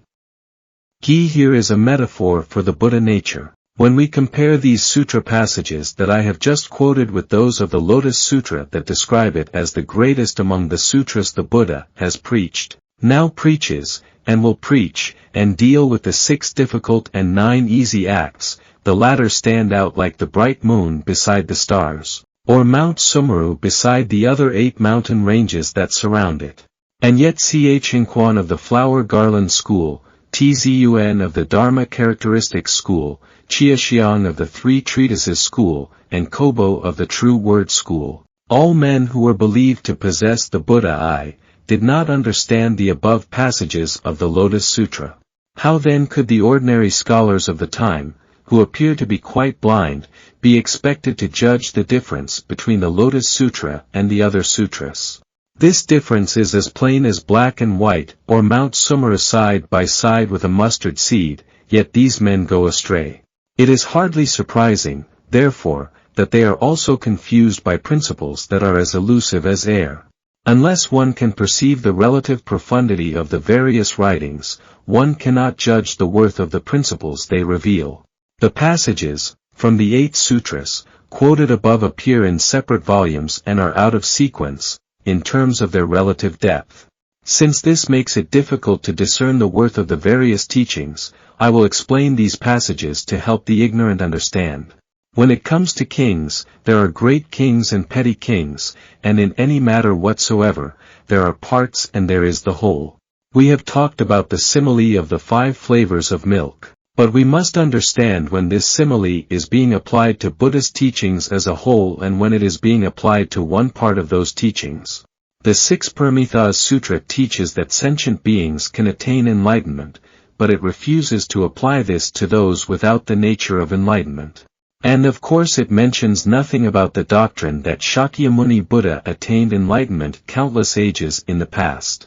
The 6 Paramithas Sutra cannot in fact even compare with the Nirvana Sutra, which compares itself with ghee among the 5 flavors, much less with the theoretical and essential teachings of the Lotus Sutra. And yet the great teacher Kobo of Japan, misled by the above-quoted passage of the 6 Paramithas Sutra, assigned the Lotus Sutra to the 4th flavor, or that of butter. If the so-called ghee of the Dharnis, mystic formulas, cannot even match the so-called ghee of the Nirvana Sutra, then how could he possibly make such an obvious mistake? And yet he writes that, the Buddhist teachers of China vied with one another to steal the ghee, calling Tiantai and others thieves. And in a boastful vein, he declares, what a pity it is that the worthies of ancient times were not able to taste this ghee. Putting all this aside, I will point out the truth for the sake of my followers. Because others do not choose to believe it now, they are persons who thereby form a reverse relation. By tasting a single drop, one can tell the flavor of the great ocean, and by observing a single flower in bloom, one can predict the advent of spring. One does not have to cross the water to far-off Sung China, spend 3 years traveling to Eagle Peak in India, enter the palace of the Dragon King the way Nagarjuna did, visit Bodhisattva Maitreya, in the Tushita heaven, the way Bodhisattva Asana did, or be present at the 2 places and 3 assemblies when Shakyamuni preached the Lotus Sutra, in order to judge the relative merits of the Buddha's lifetime teachings. It is said that snakes can tell 7 days in advance when a flood is going to occur. This is because they are akin to dragons, who make the rain fall. Crows can tell what lucky or unlucky events are going to take place throughout the course of a year. This is because in a past existence they were diviners. Birds are better at flying than human beings. And I, Nichiren, am better at judging the relative merits of sutras than Chingquan of the Flower Garland School, Chia Xiang of the Three Treatises School, Tzun of the Dharma Characteristics School, and Kobo of the True Word School. That is because I follow in the footsteps of the teachers Tiantai and Dengyo. If Chingquan and the others had not accepted the teachings of Tiantai and Dengyo, how could they have expected to escape the sin of slandering the law? I, Nichiren, am the richest man in all of present-day Japan. I have dedicated my life to the Lotus Sutra, and my name will be handed down in ages to come. If one is lord of the great ocean, then all the gods of the various rivers will obey one. If one is king of Mount Sumeru, then the gods of the various other mountains cannot help but serve one. If a person fulfills the teaching of the 6 difficult and 9 easy acts of the Lotus Sutra, then, even though he may not have read the entire body of sutras, all should follow him. In addition to the 3 pronouncements of the Buddha in the Treasure Tower chapter of the Lotus Sutra, the Devdatta chapter contains 2 enlightening admonitions. The first reveals that Devdatta will attain Buddhahood. Devdatta was a man of incorrigible disbelief, of the type called a Kantika, and yet it is predicted that he will in the future become a Buddha called the Thus Come One Heavenly King. The 40 volumes of the Nirvana Sutra state that all beings, including the Akantikas, possess the Buddha nature. But the actual proof of that is found in this chapter of the Lotus Sutra. There are countless other persons such as the monk Sunakshetra or King Ajatashatru who have committed the 5 cardinal sins and slandered the law, but Devdatta is cited as one example to represent all the countless others. He is the chief offender, and it is assumed that all lesser offenders will fare as he does. Thus it is revealed that all those who commit the 5 or the 7 cardinal sins or who slander the law or who are Akantikas inherently opposed to taking faith will become Buddhas like the Thus Come One Heavenly King. Poison turns into sweet dew, the finest of all flavors. The second admonition concerns the fact that the Dragon King's daughter attained Buddhahood. When she attained Buddhahood, this does not mean simply that one person did so. It reveals the fact that all women will attain Buddhahood. In the various Hinayana sutras that were preached before the Lotus Sutra, it is denied that women can ever attain Buddhahood. In the Mahayana sutras other than the Lotus Sutra, it would appear that women can attain Buddhahood or be reborn in the Pure Land. But they may do so only after they have changed into some other form. It is not the kind of immediate attainment of Buddhahood that is based on the doctrine of 3,000 realms in a single moment of life. Thus it is an attainment of Buddhahood or rebirth in the Pure Land in name only and not in reality. The Dragon King's daughter represents one example that stands for all the rest. When the Dragon King's daughter attained Buddhahood, it opened up the way to attaining Buddhahood for all women of later ages. Confucianism preaches filial piety and care for one's parents, but it is limited to this present life. It provides no way for one to assist one's parents in their future lives, and the Confucian sages and worthies are therefore sages and worthies in name only and not in reality. Brahmanism, though it recognizes the existence of past and future lives, similarly offers no means to assist one's parents to a better life in the future. Buddhism alone can do so, and thus it is the true way of sages and worthies. But in the Hinayana and Mahayana sutras preached before the Lotus Sutra, and in the schools based on these sutras, to gain the way even for oneself is impossible. One can hardly hope to do anything for one's parents either. Though the texts of these sutras may say that they can bring about enlightenment, in reality that is not the case. Only with the preaching of the Lotus Sutra, in which the Dragon King's daughter attained Buddhahood, did it become evident that the attainment of Buddhahood was a possibility for all mothers. And when it was revealed that even an evil man such as Devdatta could attain Buddhahood, it became evident that Buddhahood was a possibility for all fathers. The Lotus Sutra is the classic of filial piety of Buddhism. This ends my discussion of the two admonitions contained in the Devdatta chapter. Awed by the 5 proclamations of the Buddha, made in the Treasure Tower and Devdatta chapters, the countless bodhisattvas promised the Buddha that they would propagate the Lotus Sutra, as described in the Encouraging Devotion chapter. I will hold up this passage of the sutra like a bright mirror so that all may see how the present-day priests of the Zen, precepts, and Nembutsu schools and their lay supporters are guilty of slandering the law. On the 12th day of the 9th month of last year, between the hours of the rat and the ox, 11 p.m. to 3 a.m., this person named Nichiren was beheaded. It is his soul that has come to this island of Sado and, in the 2nd month of the following year, snowbound, is writing this to send to his close disciples. The description of the evil age in the Encouraging Devotion chapter seems terrible, but one who cares nothing about oneself for the sake of the law has nothing to be frightened about. Others reading it will be terrified. This scriptural passage is the bright mirror that Shakyamuni, many treasures, and the Buddhas of the 10 directions left for the future of Japan, and in which the present state of the country is reflected. It may also be regarded as a keepsake from me. The Encouraging Devotion chapter states, "We beg you not to worry. After the Buddha has passed into extinction, in an age of fear and evil we will preach far and wide. There will be many ignorant people who will curse and speak ill of us and will attack us with swords and staves, but we will endure all these things. In that evil age there will be monks with perverse wisdom and hearts that are fawning and crooked who will suppose they have attained what they have not attained, being proud and boastful in heart. Or there will be forest-dwelling monks wearing clothing of patched rags and living in retirement, who will claim they are practicing the true way, despising and looking down on all humankind.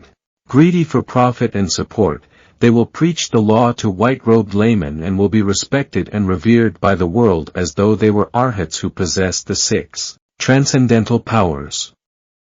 These men with evil in their hearts, constantly thinking of worldly affairs, will borrow the name of forest-dwelling monks and take delight in proclaiming our faults.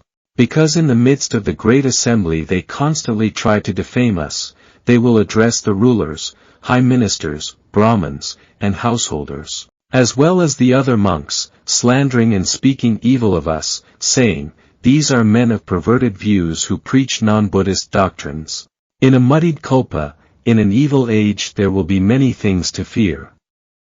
Evil demons will take possession of others and through them curse, revile, and heap shame on us.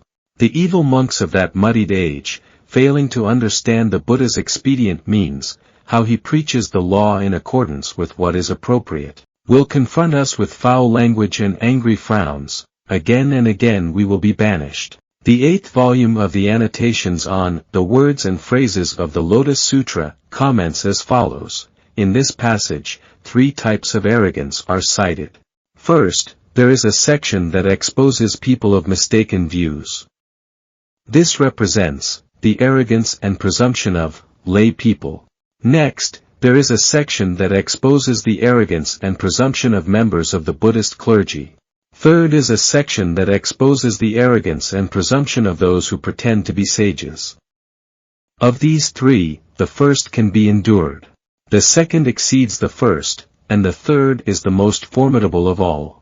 This is because the second and third ones are increasingly harder to recognize for what they really are. The Dharma teacher Chi-Tu writes in Tung Siechan, first, regarding the verse section that begins with, "There will be many ignorant people." The first part tells how the votaries of the Lotus Sutra must endure evils inflicted by the body, mouth, and mind of their opponents. This refers to non-Buddhists and evil lay Buddhists. The next part that begins with, "In that evil age," deals with arrogant members of the Buddhist clergy. The third part that begins, "Or there will be forest-dwelling monks," deals with members of the clergy who pretend to be sages and use their positions so that they can act as leaders of all the other evil people. And the same text goes on to say, the section that begins, because in the midst of the great assembly, describes how these men will appeal to the government authorities, slandering the law and its practitioners. In the 9th volume of the Nirvana Sutra we read, "Good man, there are ekantikas, or persons of incorrigible disbelief. They pretend to be arhats, living in deserted places and speaking slanderously of the correct and equal sutras of the great vehicle. When ordinary people see them, they all suppose that they are true arhats and speak of them as great bodhisattvas." It also says, at that time, this sutra will be widely propagated throughout Jambudvipa. In that age there will be evil monks who will steal this sutra and divide it into many parts, losing the color, scent, and flavor of the correct teaching that it contains. These evil men will read and recite this sutra, but they will ignore and put aside the profound and vital principles that the thus come one has expounded in it and replace them with ornate rhetoric and meaningless talk. They will tear off the first part of the sutra and stick it on at the end, tear off the end and put it at the beginning, put the end and the beginning in the middle and the middle at the beginning or the end. You must understand that these evil monks are the companions of the devil. The 6th-volume Parinirvana Sutra states, there are also ekantikas who resemble arhats but who commit evil deeds. There are also arhats who resemble ekantikas but display merciful hearts. The ekantikas who look like arhats spend their time slandering the correct and equal sutras to the populace.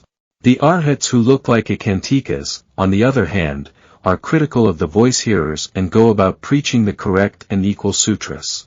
They address the populace, saying, you and I are all bodhisattvas. Why?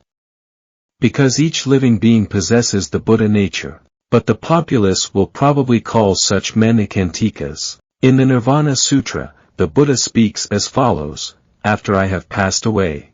After the former day of the law has ended and the middle day of the law has begun, there will be monks who will give the appearance of abiding by the rules of monastic discipline. But they will scarcely ever read or recite the sutras, and instead will crave all kinds of food and drink to nourish their bodies. Though they wear the clothes of a monk, they will go about searching for alms like so many huntsmen who, narrowing their eyes, stalk softly. They will be like a cat on the prowl for mice. And they will constantly reiterate these words, I have attained arhatship. Outwardly they will seem to be wise and good, but within they will harbor greed and jealousy. And when they are asked to preach the teachings, they will say nothing, like Brahmins who have taken a vow of silence. They are not true monks, they merely have the appearance of monks. Consumed by their erroneous views, they slander the correct teaching. In the light of the sun and moon that are, the Lotus Sutra preached on Eagle Peak and the Nirvana Sutra preached at the Sal Grove, or in the bright mirrors that are the commentaries by Miaolo of Piling and Chitu of Tungsiachun, we can discern without a trace of obscurity the ugly faces of the priests of the various schools of present-day Japan, especially the Zen, precepts, and Nembutsu schools.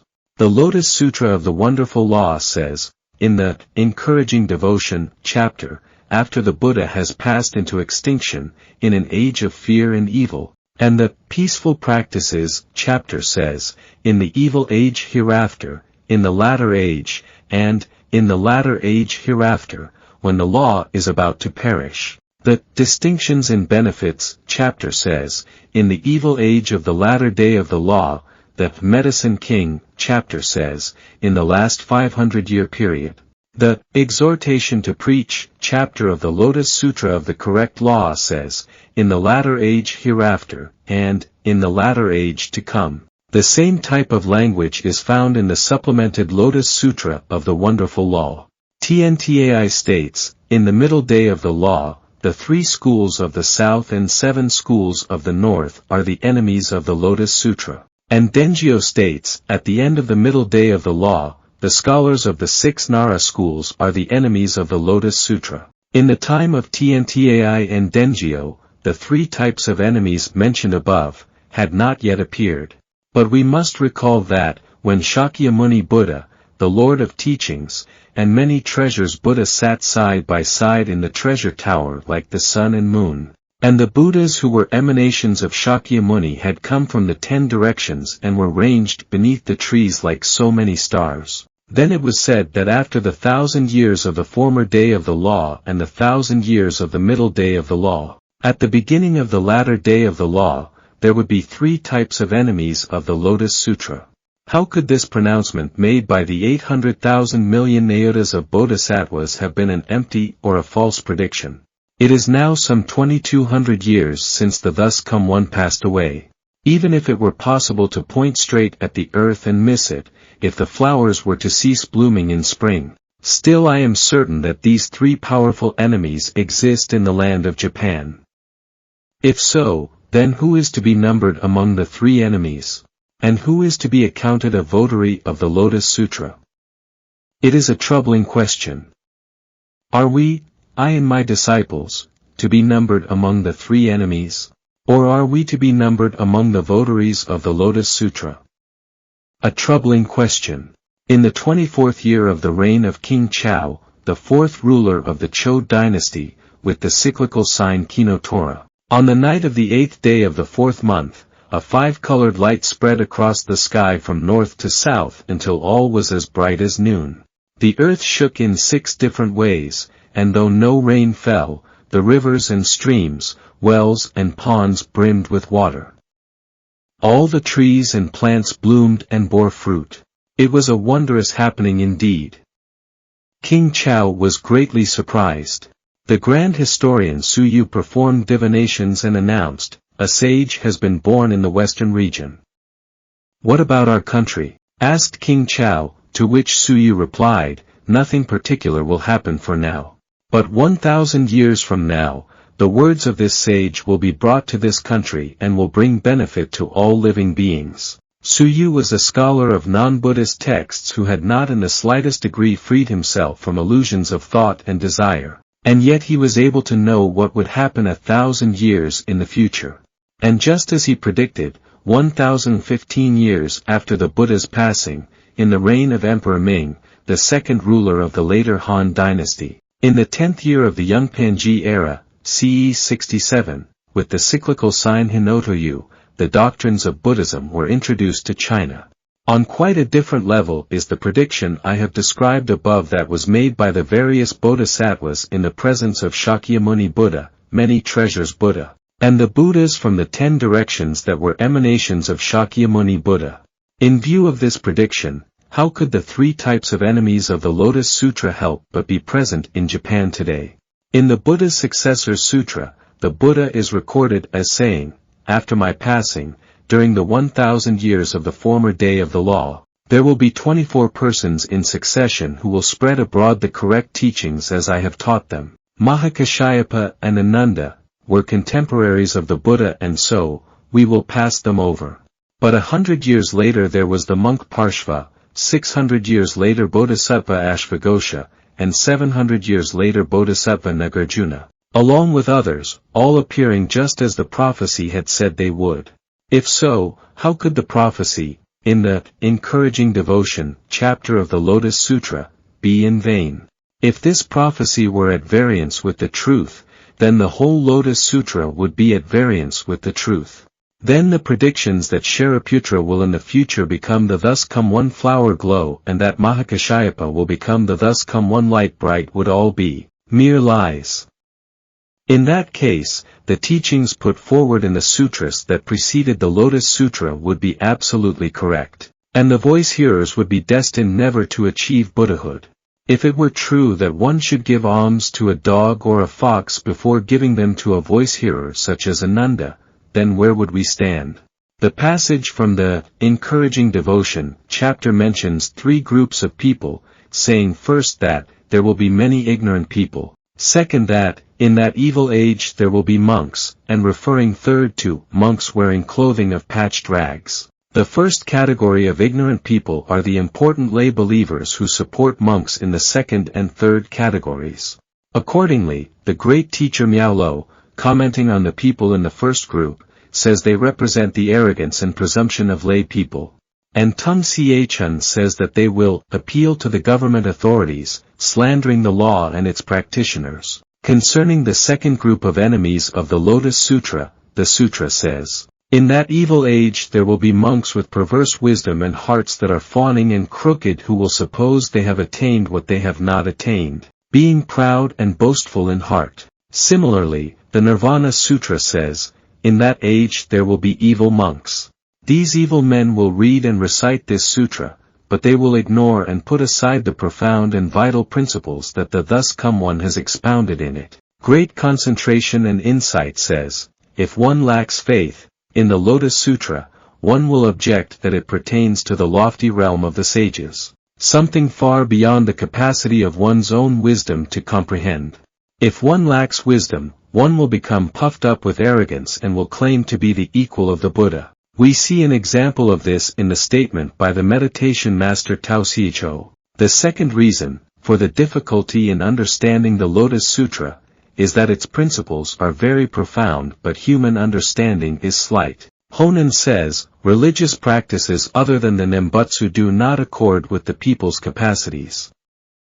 They are not appropriate for the times. To combat such views, the 10th volume of On, the Words and Phrases, reads, "Probably those who are mistaken in their understanding fail to realize how great is the benefit gained even by a beginner, in the practice of the Lotus Sutra.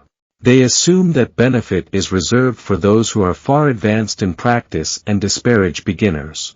Therefore, the sutra here demonstrates its power by revealing that practice is shallow but the benefit that results is profound indeed. The great teacher Dengyo declares, the former and middle days are almost over, and the latter day is near at hand. Now indeed is the time when the one vehicle of the Lotus Sutra will prove how perfectly it fits the capacities of all people." How do we know this is true? Because the Peaceful Practices chapter of the Lotus Sutra states, "In the latter age hereafter, when the law is about to perish, accept and embrace the Lotus Sutra." And Ishin says, "Throughout Japan, all people share the same capacity to attain Buddhahood through the perfect teaching." Now which opinion should we believe, that of Tao Sicho and Honen or that of Dengyo and Nishin? The former has not a scrap of evidence in the sutras to support it. The latter is based firmly upon the Lotus Sutra. Moreover, the great teacher Dengyo of Mount Hai is, for all priests throughout Japan, the master of ordination into the priesthood. How could any priests turn their hearts toward a person like Honen, who is possessed by the heavenly devil, and reject the great teacher Dengyo, the master of ordination? If Honen was a truly wise man, why did he not, in his Nembutsu chosen above all, mention the passages of explanation by Dengyo and Ishin such as I have quoted above, and resolve the contradiction? He did not do so because he is the kind of person who hides the teachings of others. When the Lotus Sutra speaks of the second type of enemy, saying, "In that evil age there will be monks," it is referring to men like Honen who disregard the precepts and hold perverse views. The Nirvana Sutra says, "World-honored one, today I have learned the correct view for the first time. World-honored one, up till today, we all have been people of mistaken views." Miaolo explains this by saying, they themselves referred to the three teachings they had practiced until that time, as mistaken views. And Great Concentration and Insight says, the Nirvana Sutra says, "Up till today we all have been people of mistaken views." Mistaken is bad, is it not? The annotations on Great Concentration and Insight says, mistaken is bad. Therefore, let it be known that only the perfect teaching is good. There are two meanings involved here. First, what accords with the truth is to be accounted good, and what goes against the truth is to be accounted bad. This is the meaning from the relative viewpoint. Second, attachment to this viewpoint is bad, and transcending it is good. This is the meaning from the absolute viewpoint. From both the relative and absolute viewpoints, we should abandon all that is bad. To be attached to the perfect teaching is bad, and to be attached to the other, three, teachings is of course even worse. The goods and evils of non-Buddhist creeds, when compared with the Hinayana Sutras, all represent a bad way. Similarly, the good ways of Hinayana teachings, and the 4 flavors and 3 teachings as well, when compared with the Lotus Sutra, are all mistaken and bad. The Lotus Sutra alone is correct and good. The perfect teaching of the sutras preached before the Lotus Sutra is so called from the relative viewpoint. From the absolute viewpoint, it must still be counted as bad. Fundamentally it falls into the category of the 3 teachings, and therefore it is bad in that sense as well. To practice the highest principles of the pre-Lotus Sutra teachings according to the sutras is still bad. How much more so, then, is someone who would take a work of insignificant doctrines like the Meditation Sutra, which cannot compare even with the Flower Garland and Wisdom Sutras, as the fundamental teaching. Such a person incorporates the ideas of the Lotus Sutra into the Meditation Sutra and urges people to ignore, abandon, close, and discard the lotus and believe only in the Nembutsu. That is what Honen, his disciples, and lay supporters do, and they deserve to be called slanderers of the correct teaching. Shakyamuni Buddha, many treasures Buddha, and the Buddhas of the 10 directions came to this world to make certain the law will long endure. Honen and the other Nembutsu priests throughout Japan declare that in the latter day of the law the Lotus Sutra will disappear before the Nembutsu. Are such persons not the enemy of Shakyamuni, many treasures, and the other Buddhas?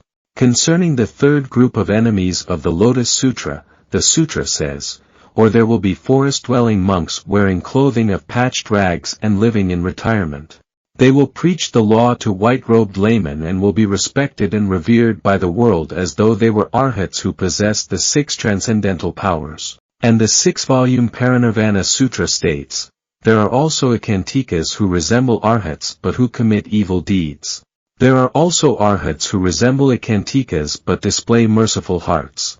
The ekantikas who look like arhats spend their time slandering the correct and equal sutras to the populace. The arhats who look like ekantikas, on the other hand, are critical of the voice hearers and go about preaching the correct and equal sutras. They address the populace, saying, you and I are all bodhisattvas. Why? Because each living being possesses the Buddha nature. But the populace will probably call such men ekantikas. The Nirvana Sutra says, after I have passed away. After the former day of the law has ended and the middle day of the law has begun, there will be monks who will give the appearance of abiding by the rules of monastic discipline. But they will scarcely ever read or recite the sutras, and instead will crave all kinds of food and drink to nourish their bodies.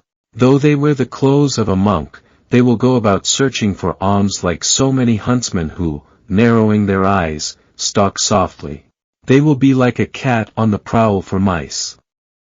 And they will constantly reiterate these words, I have attained arhatship. Outwardly they will seem to be wise and good, but within they will harbor greed and jealousy. And when they are asked to preach the teachings, they will say nothing, like Brahmins who have taken a vow of silence. They are not true monks, they merely have the appearance of monks. Consumed by their erroneous views, they slander the correct teaching. Miao writes, concerning people of this type, the third group is the most formidable of all. This is because the second and third ones are increasingly harder to recognize for what they really are. And Tung Chun states, the third part that begins, or there will be forest-dwelling monks, deals with members of the clergy who pretend to be sages and use their positions so that they can act as leaders of all the other evil people. As for these members of the clergy who act as leaders of all the other evil people, where in Japan at the present time should we look for them? On Mount High, in Onjo-ji, in Otsu, in Tuji, in Kyoto, in the temples of Nara, in Kenin-ji, in Kyoto, or Jufuku-ji in Kencho-ji, in Kamakura. We must examine this carefully. Do the words refer to the monks of Enryaku-ji on Mount High who wear helmets on their heads and are dressed in armor? Do they refer to the monks of Onjo-ji who wear suits of mail on their five-fold bodies of the law and carry weapons? But these men do not resemble the monks, wearing clothing of patched rags and living in retirement, that are described in the sutra. Nor do they seem to be the type who are respected and revered by the world as though they were arhats who possess the 6 transcendental powers. They are not like the men of the third group who, Miaolo said, are increasingly harder to recognize. It would appear, therefore, that the words refer to men such as Shoichi of Kyoto and Ryokan of Kamakura. Even if they are identified as such, they should not hate others. If they have eyes, they should examine the sutra texts and compare their own behavior with them. The first volume of Great Concentration and Insight states, there has never been anything to compare to the brightness and serenity of concentration and insight. The first volume of On Great Concentration and Insight states, from the time when Emperor Ming of the Han dynasty dreamed at night of the Buddha down to the Chen dynasty, when the great teacher Tiantai lived, there were many who participated in the Zen school and received the robe and bowl that were handed down. The supplement to Tiantai's 3 major works explains this by saying, the handing down of the robe and bowl refers to the succession of Zen patriarchs from Bodhidharma on down. The 5th volume of Great Concentration and Insight states, there is a type called Zen men, but their masters and disciples are blind, to the truth, and lame, in practice. And both masters and disciples will fall into hell. In the 7th volume we read, there are 10 ways necessary for understanding and practicing Buddhism correctly. Of these, except one, the 9 ways have nothing in common with the ordinary priests of the world who concentrate on the written word, nor do they have anything in common with the Zen masters who concentrate on practice. Some Zen masters give all their attention to meditation alone. But their meditation is shallow and false, totally lacking in the 9 ways. This is no empty assertion. Worthy persons of later ages who have eyes to see will understand the truth of what I say. The 7th volume of On Great Concentration and Insight states, priests who concentrate on the written word refers to men who gain no inner insight or understanding through meditation, but concern themselves only with characteristics of the doctrine. Zen masters who concentrate on practice refers to men who do not learn how to attain the truth and the corresponding wisdom, but fix their minds on the mere techniques of breath control.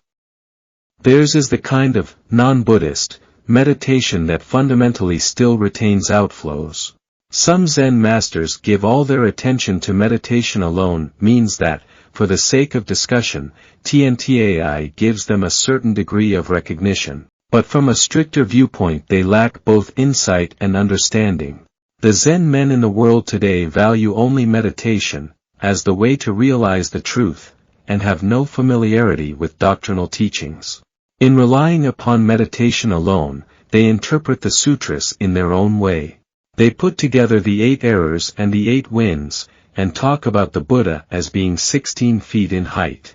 They lump together the 5 components and the 3 poisons, and call them the 8 errors. They equate the 6 sense organs with the 6 transcendental powers, and the 4 elements with the 4 noble truths. To interpret the sutras in such an arbitrary manner is to be guilty of the greatest falsehood. Such nonsense is not even worth discussing. The 7th volume of Great Concentration and Insight states, in the past, the Zen master of Ye and Lo became renowned throughout the length and breadth of China. When he arrived, people gathered around him from all directions like clouds, and when he left for another place, they formed a great crowd along the roads. But what profit did they derive from all this bustle and excitement? All of them regretted what they had done when they were on their deathbed. In the 7th volume of On Great Concentration and Insight, we read, the text speaks of the Zen master of Ye and Lo. Ye is in Xiangzhou and was the capital of the Qi and Wei dynasties. The founder of Zen caused Buddhism to flourish there and converted the people of the region. The great teacher Tiantai, out of deference to the people of his time, refrains from naming anyone specifically. Lo refers to the city of Luoyang. The 6-volume Parinirvana Sutra says, the extreme is impossible to see. That is, the extremely evil deeds done by the Akantika are all but impossible to perceive. Or, as Miaolo has said, the third group is the most formidable of all. This is because the second and third ones are increasingly harder to recognize for what they really are. Those without eyes, those with only one eye, and those with distorted vision cannot see these three types of enemies of the Lotus Sutra who have appeared at the beginning of the latter day of the law. But those who have attained a portion of the Buddha eye can see who they are. They will address the rulers, high ministers, Brahmins, and householders. And Tung Chun states, these men will appeal to the government authorities, slandering the law and its practitioners. In the past, when the middle day of the law was coming to an end, Gomyo, Shun, and other priests presented petitions to the throne in which they slandered the great teacher Dengyo. Now, at the beginning of the latter day of the law, Ryokan, Nene, and others drew up false documents and presented them to the shogunate. Are they not to be counted among the third group of enemies of the Lotus Sutra? Nowadays the teachers of the Nembutsu address the rulers, high ministers, Brahmins, and householders who support the Tendai Lotus school, saying, the principles of the Lotus Sutra are very profound, but our understanding is slight. The doctrine it teaches is extremely deep, our capabilities are extremely shallow. Just as great concentration and insight says, they object that it pertains to the lofty realm of the sages, something far beyond the capacity of one's own wisdom to comprehend. Again, the men of the Zen school say, the Lotus Sutra is a finger pointing at the moon, but the Zen school is the moon itself. Once one has the moon, of what use is the finger? Zen is the mind of the Buddha. The Lotus Sutra is the word of the Buddha. After the Buddha had finished preaching the Lotus Sutra and all the other sutras, he held up a single flower and through this gesture conveyed his enlightenment to Mahakashyapa alone. As a token of this tacit communication, the Buddha presented Mahakashyapa with his own robe, which together with the enlightenment has been handed down through the 28 patriarchs of India and so on through the 6 patriarchs of China. For many years now, the whole country has been intoxicated and deceived by this kind of falsehood. Again, the eminent priests of the Tendai and True Word schools, though nominally representatives of their respective schools, are in fact quite ignorant of their teachings.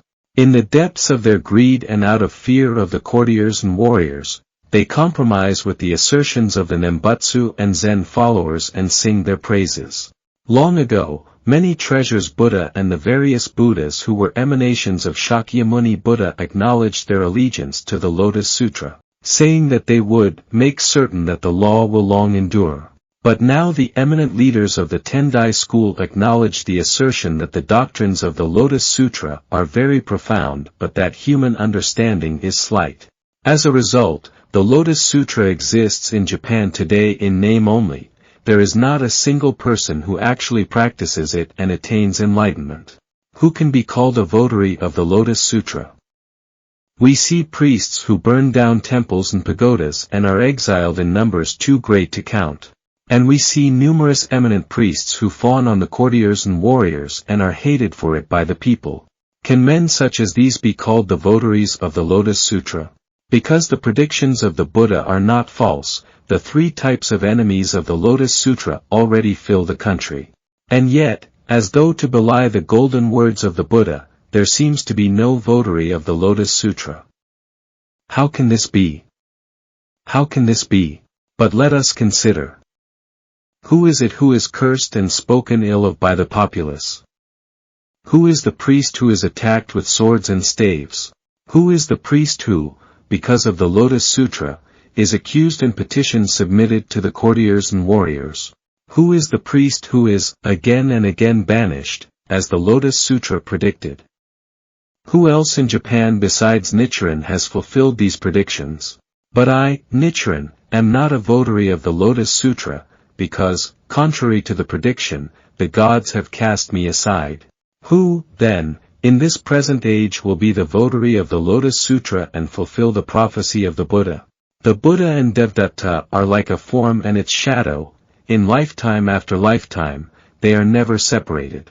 Prince Shotoku and his archenemy Moriya appeared at the same time, like the blossom and the calyx of the lotus. If there exists a votary of the Lotus Sutra, then the three types of enemies are bound to exist as well. The three types of enemies have already appeared. Who, then, is the votary of the Lotus Sutra? Let us seek him out and make him our teacher. As the Lotus Sutra says, to find such a person is as rare as for a one-eyed turtle to chance upon a piece of driftwood, with a hole just the right size to hold him.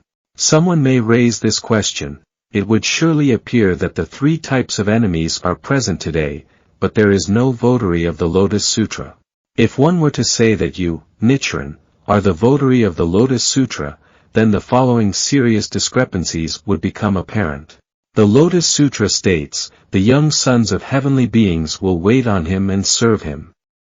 Swords and staves will not touch him and poison will have no power to harm him. It also reads, if people speak ill of and revile him, their mouths will be closed and stopped up. And it states, they, who have heard the law, will enjoy peace and security in their present existence and good circumstances in future existences. It also states, if there are those who trouble and disrupt the preachers of the law, their heads will split into 7 pieces like the branches of the Arjaka tree. Furthermore, it reads, in this present existence they, the practitioners of the Lotus Sutra, will gain the reward of good fortune. And it adds, if anyone sees a person who accepts and upholds this sutra and tries to expose the faults or evils of that person, whether what he speaks is true or not, he will in his present existence be afflicted with white leprosy. How do you explain these discrepancies? Answer: these doubts of yours are most opportune. I will take the occasion to clear up the points that puzzle you. The never disparaging chapter of the Lotus Sutra states, they spoke ill of him, Bodhisattva never disparaging, and cursed him. And again, some among the group would take sticks of wood or tiles and stones and beat and pelt him. The Nirvana Sutra states, they will even kill him or do him injury. The Lotus Sutra states, since hatred and jealousy toward this sutra abound even when the thus come one is in the world, how much more will this be so after his passing? The Buddha encountered acts of hostility, known as the 9 great ordeals, such as being wounded on the toe by Devdatta, and yet he was a votary of the Lotus Sutra, was he not? And Bodhisattva never disparaging, who, as we have seen above, was cursed and beaten, was he not a votary of the one vehicle teaching? Maudgalyana was beaten to death by a Brahmin group called Bamboo Staff sometime after the Lotus Sutra predicted that he would attain Buddhahood in a future life. Among the 25 leaders in the lineage of Buddhism, the 14th, Bodhisattva Aryadeva, and the 25th, the Venerable Aryasima, were murdered. Were these men not votaries of the Lotus Sutra? Chu Taoxing was banished to a mountain in Suzhou, and Fa Tao was branded on the face and exiled south of the Yangtze River. Were these men not upholders of the one vehicle teaching? Among scholars of secular learning, both Pachuai and Sugawara no Michizane, who was posthumously revered as the god of Kitano Shrine, were exiled to distant places. And yet were they not worthy men? If we consider the second part of your question, we must note the following points. Those who did not commit the error of slandering the Lotus Sutra in their previous existences will become votaries of the Lotus Sutra in their present lives. If such persons should be subjected to persecution under a false charge of having committed worldly offenses, then those who persecute them ought to suffer some kind of immediate retribution. It should be like the case of the Asuras who shot arrows at Shakra or the Garuda birds that try to eat the dragon of Anavatapta Lake, but who both invariably suffer injury themselves instead. And yet TNTAI says, the ills and pains I suffer at present are all due to causes in the past, and the meritorious deeds that I do in my present life will be rewarded in the future. Likewise, the Contemplation on the Mind Ground Sutra states, if you want to understand the causes that existed in the past, look at the results as they are manifested in the present. And if you want to understand what results will be manifested in the future, look at the causes that exist in the present. The never disparaging chapter of the Lotus Sutra says, when his offenses had been wiped out, This indicates that Bodhisattva never disparaging was attacked with tiles and stones because he had in the past committed the offense of slandering the Lotus Sutra.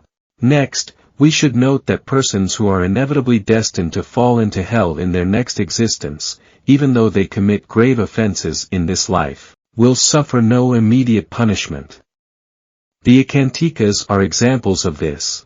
The Nirvana Sutra states, Bodhisattva Kashyapa said to the Buddha, World-honored one, as you have described, the rays of the Buddha's great nirvana enter the pores of all living beings. It also states, Bodhisattva Kashyapa said to the Buddha, World-honored one, how can those who have not yet conceived a desire for enlightenment create the causes that will lead to enlightenment? In reply, the Buddha said to Kashyapa, there may be persons who listen to the Nirvana Sutra and yet claim that they have no need to conceive a desire for enlightenment, and instead slander the correct teaching.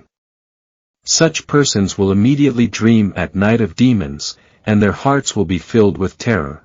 The demons will say to them, how foolish you are, my friend. If you do not set your mind on enlightenment now, your lifespan will be cut short. These persons quake with fear, and as soon as they wake from the dream, they set their minds on enlightenment. And you should know that such persons will become great bodhisattvas. In other words, although one might slander the correct teaching, if one is not an unspeakably evil person, one will be warned at once in a dream and will have a change of heart. According to the Nirvana Sutra, the Ekantikas, on the other hand, are likened to dead trees or stony mountains that can never bring forth growth. They are scorched seeds that, although they encounter the sweet rain, will not grow. Bright pearls have the power, when put into turbid water, to change it into clear water. But when thrown into the mud of Ekantika, they cannot purify it. They are, like persons without a wound on their hands when the sutra says, if a person with a wound on his hand handles poison, it will enter his body, but it will not enter the body of a person without a wound. Just as torrents of rain cannot remain suspended in the sky, so the rain of the law cannot remain in the sky of Ekantika. Through these various similes we can know that Ekantikas of the most evil type will invariably fall into the hell of incessant suffering in their next life. Therefore, they do not suffer any immediate punishment in this life. They are like the evil rulers of ancient China, King Qi of the Xia dynasty and King Chou of the Yin dynasty. During their reigns, heaven did not display any unusual manifestations as a warning. That was because their offenses were so grave that their dynasties were already destined to perish. Third, it would appear that the guardian deities have deserted this country, and this is probably one reason why offenders do not suffer any immediate punishment. In an age that slanders the law, guardian deities will take their leave, and the various heavenly gods will cease to lend their protection. That is why the votaries of the correct teaching do not receive any sign of divine favor but, on the contrary, encounter severe difficulties. The Golden Light Sutra says, those who perform good deeds day by day languish and dwindle in number. We are living in an evil country and an evil age. I have discussed all this in detail in my work entitled On Establishing the Correct Teaching for the Peace of the Land. This I will state. Let the gods forsake me. Let all persecutions assail me. Still I will give my life for the sake of the law. Shariputra practiced the way of the Bodhisattva for 60 kalpas, but he abandoned the way because he could not endure the ordeal of the Brahmin who begged for his eye. Of those who received the seeds of Buddhahood in the remote past and those who did so from the sons of the Buddha great universal wisdom excellence, many abandoned the seeds and suffered in hell for the long periods of numberless major world system dust particle kalpas and major world system dust particle kalpas, respectively, because they followed evil companions. Whether tempted by good or threatened by evil, if one casts aside the Lotus Sutra, one destines oneself for hell. Here I will make a great vow. Though I might be offered the rulership of Japan if I would only abandon the Lotus Sutra, accept the teachings of the Meditation Sutra, and look forward to rebirth in the Pure Land, though I might be told that my father and mother will have their heads cut off if I do not recite the Nembutsu, whatever obstacles I might encounter, so long as persons of wisdom do not prove my teachings to be false, I will never yield. All other troubles are no more to me than dust before the wind. I will be the pillar of Japan. I will be the eyes of Japan. I will be the great ship of Japan. This is my vow, and I will never forsake it. Question: how can you be certain that the exiles and sentences of death imposed on you are the result of karma created in the past? Answer: a bronze mirror will reflect color and form. The first emperor of the Qin dynasty had a lie-detecting mirror that would reveal offenses committed in this present life. The mirror of the Buddha's law makes clear the causal actions committed in the past. The Parinirvana Sutra states, "Good man, because people committed countless offenses and accumulated much evil karma in the past, they must expect to suffer retribution for everything they have done. They may be despised, cursed with an ugly appearance, be poorly clad and poorly fed, seek wealth in vain, be born to an impoverished and lowly family or one with erroneous views, or be persecuted by their sovereign. They may be subjected to various other sufferings and retributions. It is due to the blessings obtained by protecting the law that they can diminish in this lifetime their suffering and retribution." This sutra passage and my own experience tally exactly. By now all the doubts that I have raised earlier should be dispelled, and thousands of difficulties are nothing to me. Let me show you phrase by phrase how the text applies to me. They may be despised, or, as the Lotus Sutra says, people will despise, hate, envy, or bear grudges against them, and in exactly that manner I have been treated with contempt and arrogance for over 20 years. They may be cursed with an ugly appearance, they may be poorly clad, these too apply to me. They may be poorly fed, that applies to me. They may seek wealth in vain, that applies to me. They may be born to an impoverished and lowly family, that applies to me. They may be persecuted by their sovereign. Can there be any doubt that the passage applies to me? The Lotus Sutra says, again and again we will be banished, and the passage from the Parinirvana Sutra says, they may be subjected to various other sufferings and retributions. These passages also apply to me. The passage also says, it is due to the blessings obtained by protecting the law that they can diminish in this lifetime their suffering and retribution. The fifth volume of Great Concentration and Insight has this to say on the subject. The feeble merits produced by a mind only half intent on the practice cannot alter the realm of karma. But if one carries out the practice of concentration and insight so as to observe health and illness, then one can alter the cycle of birth and death in the realm of karma. It also says, as practice progresses and understanding grows, the 3 obstacles and 4 devils emerge in confusing form, vying with one another to interfere. From the beginningless past I have been born countless times as an evil ruler who deprived the votaries of the Lotus Sutra of their robes and rations, their fields and crops, much as the people of Japan in the present day go about destroying the temples dedicated to the Lotus Sutra. In addition, countless times I cut off the heads of the votaries of the Lotus Sutra. Some of these grave offenses I have already paid for, but there must be some that are not paid for yet. Even if I seem to have paid for them all, there are still ill effects that remain. When the time comes for me to transcend the sufferings of birth and death, it will be only after I have completely freed myself from these grave offenses. My merits are insignificant, but these offenses are grave. If I practice the teachings of the provisional sutras, then these retributions for my past grave offenses would not appear. When iron is heated, if it is not strenuously forged, the impurities in it will not become apparent. Only when it is subjected to the tempering process again and again will the flaws appear. When pressing hemp seeds, if one does not press very hard, one will not get much oil from them. Likewise, when I vigorously berate those throughout the country who slander the law, I meet with great difficulties. It must be that my actions in defending the law in this present life are calling forth retributions for the grave offenses of my past. If iron does not come into contact with fire, it remains black, but if it contacts fire, it turns red. If you place a log across a swift stream, waves will pile up like hills. If you disturb a sleeping lion, it will roar loudly. The Nirvana Sutra says, it is like the case of a poor woman. She has no house to live in and no one to aid or protect her, and in addition she is beset by illness, hunger, and thirst. She wanders through various places, begging for a living. While staying at an inn, she gives birth to a baby, but the master of the inn drives her away. Though the baby has just been born, she takes it up in her arms and sets out, hoping to journey to another land. But along the way, she encounters fierce wind and rain, and she is troubled by cold and bitten by mosquitoes, gadflies, hornets, and poisonous insects. Coming at length to the Ganges River, she clasps her child in her arms and begins to cross it.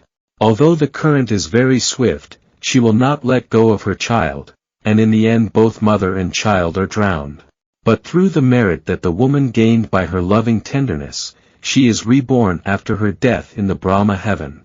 Manjushri, if there are good men who wish to defend the correct teaching, they should emulate this poor woman crossing the Ganges who sacrificed her life because of her love for her child. Good man, the bodhisattvas who guard the law should behave in this way. They should not hesitate to give up their lives. Then, although they do not seek emancipation, emancipation will come of itself, just as the poor woman, though she did not seek to be reborn in the Brahma heaven, was nevertheless reborn there. The great teacher Chang'an interprets this story from the Nirvana Sutra in terms of the three obstacles. Observe how he does this. The fact that the woman is called poor indicates that the person does not have the treasure of the law. The fact that she is identified as a woman indicates that the person has a measure of tenderness. The in signifies an impure land. The child she bears is the heart that has faith in the Lotus Sutra, or the wisdom that perceives one's inherent Buddha nature. Being driven out of the inn by its master signifies that the person is exiled. The fact that the baby has just been born means that very little time has passed since the person began to have faith in the Lotus Sutra. The fierce wind the woman encounters is the imperial decree sentencing the person to exile. The mosquitoes, gadflies, and other insects are the many ignorant people who will curse and speak ill of the votary of the Lotus Sutra. The fact that both mother and child are drowned indicates that, though in the end the person had his head cut off, he never renounced his faith in the Lotus Sutra. Being reborn in the Brahma heaven means being reborn in the realm of Buddhahood. The power of karmic rewards extends to all of the 10 worlds, even to the realm of Buddhahood. Even though one might go around killing people throughout the provinces of Japan and China, if one does not commit any of the 5 cardinal sins or does not slander the law, one will not fall into the hell of incessant suffering. Yet one must go through other evil paths for a period of numerous years. Even if one observes 10,000 precepts and performs 10,000 good deeds, if one does so with a mind only half intent, one cannot be reborn in any heaven of the world of form. To be born a king in the Brahma heaven of that world, one must add the spirit of compassion to one's karma that is laden with outflows and draws one to the world of humanity. The poor woman in the sutra passage was reborn in the Brahma heaven because of her concern for her child. Her case is different from the nature of causality that is commonly known. Chang'an offers 2 interpretations of it, but in the end it is nothing other than the loving kindness with which the woman cares for her child that makes the difference. Her concern concentrates on one thing just like the Buddhist practice of concentration. She thinks of nothing but her child, which is similar to Buddhist compassion. That must be why, although she created no other causes to bring it about, she was reborn in the Brahma heaven. The path to Buddhahood is not to be found in the flower garland doctrine of the phenomenal world as created by the mind alone, in the 8 negations of the 3 treatises school, in the consciousness-only doctrine of the Dharma characteristics school, or in the true word type of meditation on the 5 elements of the universe. Only the TNTAI doctrine of 3,000 realms in a single moment of life is the path to Buddhahood. Even in the case of this doctrine of 3,000 realms in a single moment of life, we do not possess the kind of wisdom and understanding to comprehend it fully. Nevertheless, among all the sutras preached by the Buddha during his lifetime, the Lotus Sutra alone contains this jewel that is the doctrine of 3,000 realms in a single moment of life. The doctrines of the other sutras are merely yellow stones that appear to be jewels. They are like sand, from which you can extract no oil no matter how hard you squeeze it, or a barren woman who can never bear a child. Even a wise person cannot become a Buddha through the other sutras, but with the Lotus Sutra, even fools can plant the seeds that lead to Buddhahood. As the sutra passage I have quoted earlier puts it, although they do not seek emancipation, emancipation will come of itself. Although I and my disciples may encounter various difficulties, if we do not harbor doubts in our hearts, we will as a matter of course attain Buddhahood. Do not have doubt simply because heaven does not lend you protection. Do not be discouraged because you do not enjoy an easy and secure existence in this life. This is what I have taught my disciples morning and evening, and yet they begin to harbor doubts and abandon their faith. Foolish men are likely to forget the promises they have made when the crucial moment comes.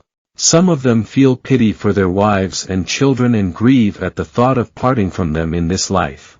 In countless births throughout many long kalpas they have had wives and children but parted from them in every existence. They have done so unwillingly and not because of their desire to pursue the way of the Buddha. Since they must part with them in any case, they should remain faithful to their belief in the Lotus Sutra and make their way to Eagle Peak, so that they may lead their wives and children there as well. Question: You insist that the followers of the Nembutsu and Zen schools will fall into the hell of incessant suffering. This shows that you have a contentious heart. You yourself are in danger of falling into the realm of the Asuras. Moreover, it is said in the Peaceful Practices chapter of the Lotus Sutra, he should not delight in speaking of the faults of other people or scriptures. He should not display contempt for other teachers of the law. It is because you are going against this passage in the sutra that you have been abandoned by heaven, is it not? Answer: Great Concentration and Insight says, there are two ways to spread the Buddha's teachings. The first is called shoju and the second is called shikobuku. When the Peaceful Practices chapter says that one should not speak of the shortcomings of others, it is referring to the shoju method. But when the Nirvana Sutra says that one should carry swords and staves or that one should cut off their heads, it is referring to the shikobuku method. They differ in approach in that one is lenient and the other severe, but they both bring benefit. On Great Concentration and Insight states, with regard to the two ways of spreading the Buddha's teachings, the passage from the Nirvana Sutra, carry swords and staves, is found in the third volume where it says, defenders of the correct teaching need not observe the 5 precepts or practice the rules of proper behavior. Rather they should carry knives and swords, bows and arrows, halberds and lances. And later on, the sutra tells of King Senyo, who put to death those who slandered the correct teaching.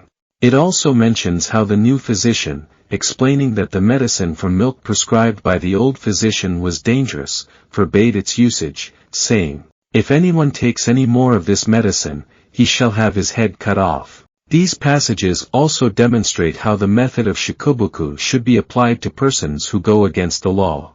All the sutras and treatises deal with one or the other of these two methods. The words and phrases of the Lotus Sutra reads, question, the Nirvana Sutra clearly states that one should associate closely with the ruler, bearing bows and arrows and helping overthrow evil persons. And yet, the Peaceful Practices chapter of the Lotus Sutra says that one should stay away from persons in power and should behave with humility and loving kindness. There seems to be a major contradiction between the sternness of one approach and the gentleness of the other. Why should they differ so? Answer: the Nirvana Sutra speaks mostly about the shikobuku approach. But it also mentions dwelling in the state where one looks on all living beings as one's own children. Could it say so if it did not have the shoju approach? The Lotus Sutra is mainly concerned with the shoju approach, as in the Peaceful Practices chapter. But, in the Dharni chapter, there is also the curse, on those who trouble the preachers of the law, that says they will have their heads split into 7 pieces. Could it say so if it did not have the Shikobuku approach? Both sutras employ one or the other of the two methods depending on the context. The method chosen should be that which accords with the time. The annotations on the Nirvana Sutra states, when monks or laymen are defending the law, the most important thing is for them to adopt the proper basic mental attitude. They should disregard external details, stick to the principles, and in this way spread the teachings of the Nirvana Sutra. Therefore, it says that defenders of the correct teaching need not abide by petty regulations. And that is why it says they need not practice the rules of proper behavior. In past times the age was peaceful, and the law spread throughout the country. At that time it was proper to observe the precepts and not to carry staves.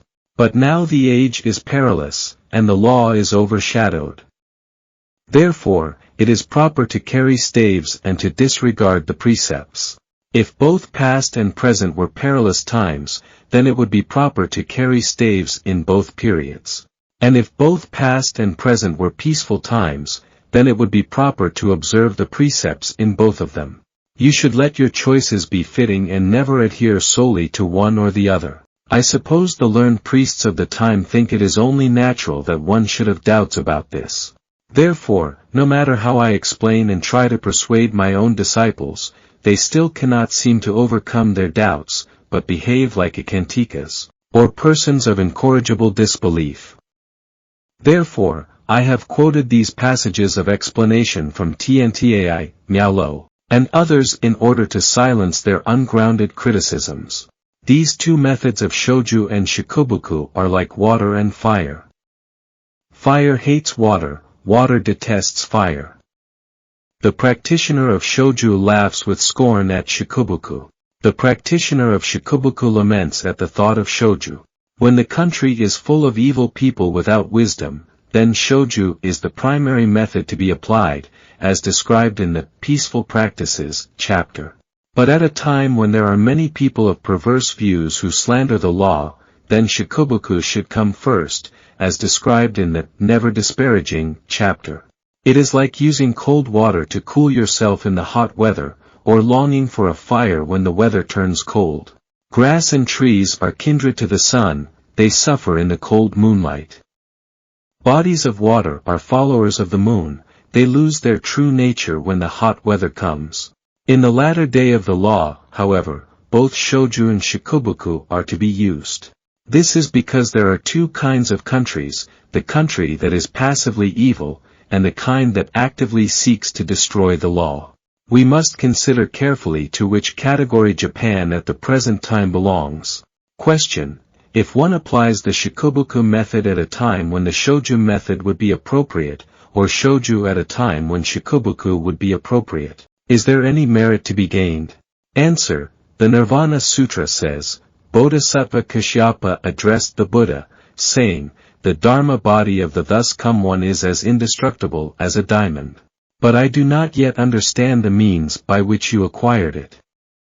Would you tell me? The Buddha replied, Kashyapa, it is because I was a defender of the correct teaching that I have been able to attain this diamond-like body. Kashyapa, because, in the past, I devoted myself to the correct teaching, I have been able to achieve this diamond-like body that abides forever and is never destroyed. Good man, defenders of the correct teaching need not observe the 5 precepts or practice the rules of proper behavior. Rather they should carry knives and swords, bows and arrows. The monks, whom you are speaking of, preach various teachings, but still they are not able to utter the lion's roar. Nor are they able to refute and convert evil persons who go against the correct teaching.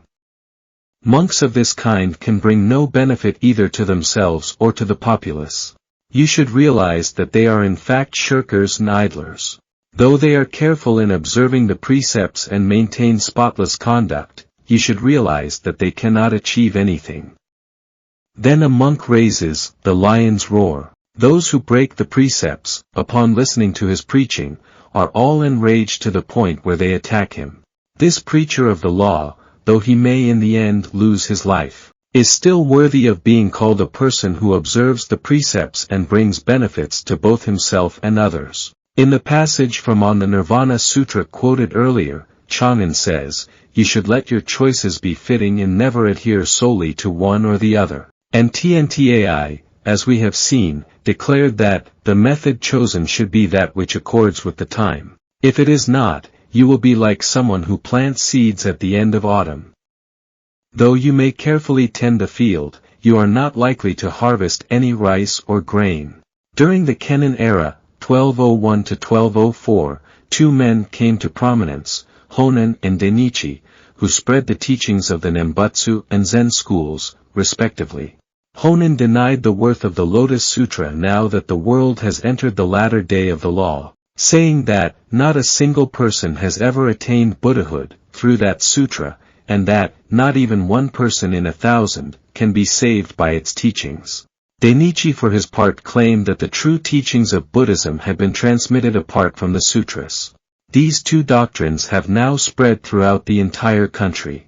The learned priests of the Tendai and True Word schools fawn on the lay supporters of the Nembutsu and Zen schools the way a dog wags its tail before its master or fear them, the way a mouse fears a cat. These men enter the service of the ruler and the military leader, where they preach in such a way as to bring about the destruction of the Buddhist law and the ruin of the country. These Tendai and True Word leaders in their present existence will fall into the realm of hungry spirits and, after death, will find themselves in the Avachi hell. Even if they retire to the mountain forests and engage intensely in the meditation on the 3,000 realms in a single moment of life, or retire to a quiet spot and concentrate on the three mysteries, of body, mouth, and mind, if they do not understand the time or the people's capacity and perceive which of the two methods, shoju or shikobuku, is appropriate, then they can never free themselves from the sufferings of birth and death. Question: when you berate the followers of the Nembutsu and Zen schools and arouse their enmity, what merit does that bring? Answer: the Nirvana Sutra says, if even a good monk sees someone destroying the teaching and disregards him, failing to reproach him, to oust him, or to punish him for his offense, then you should realize that that monk is betraying the Buddha's teaching. But if he ousts the destroyer of the law, reproaches him, or punishes him, then he is my disciple and a true voice-hearer. Chang'an comments on this as follows: one who destroys or brings confusion to the Buddha's teachings is betraying them. If one befriends another person but lacks the mercy to correct him, one is in fact his enemy. But one who reprimands and corrects an offender is a voice-hearer who defends the Buddha's teachings, a true disciple of the Buddha. One who rids the offender of evil is acting as his parent. Those who reproach offenders are disciples of the Buddha. But those who do not oust offenders are betraying the Buddha's teachings. If we examine the Treasure Tower chapter of the Lotus Sutra, we find Shakyamuni Buddha, many treasures Buddha, and the Buddhas of the 10 directions who are emanations of Shakyamuni Buddha gathering together. And why? As the sutra itself says, each has come to this place on purpose to make certain the law will long endure. Shakyamuni, many treasures, and the other Buddhas intend to ensure the future propagation of the Lotus Sutra so that it can be made available to all the children of the Buddha in times to come. We may surmise from this that their concern and compassion are even greater than those of a father and mother who see their only child inflicted with great suffering. Honen, however, shows not the least concern about their compassion, but would tightly shut the gates to the Lotus Sutra in the latter day of the law so that no one would have access to it. Like a person who tricks a demented child into throwing away a treasure, he tries to induce people to discard the Lotus Sutra, a shameless thing to do indeed.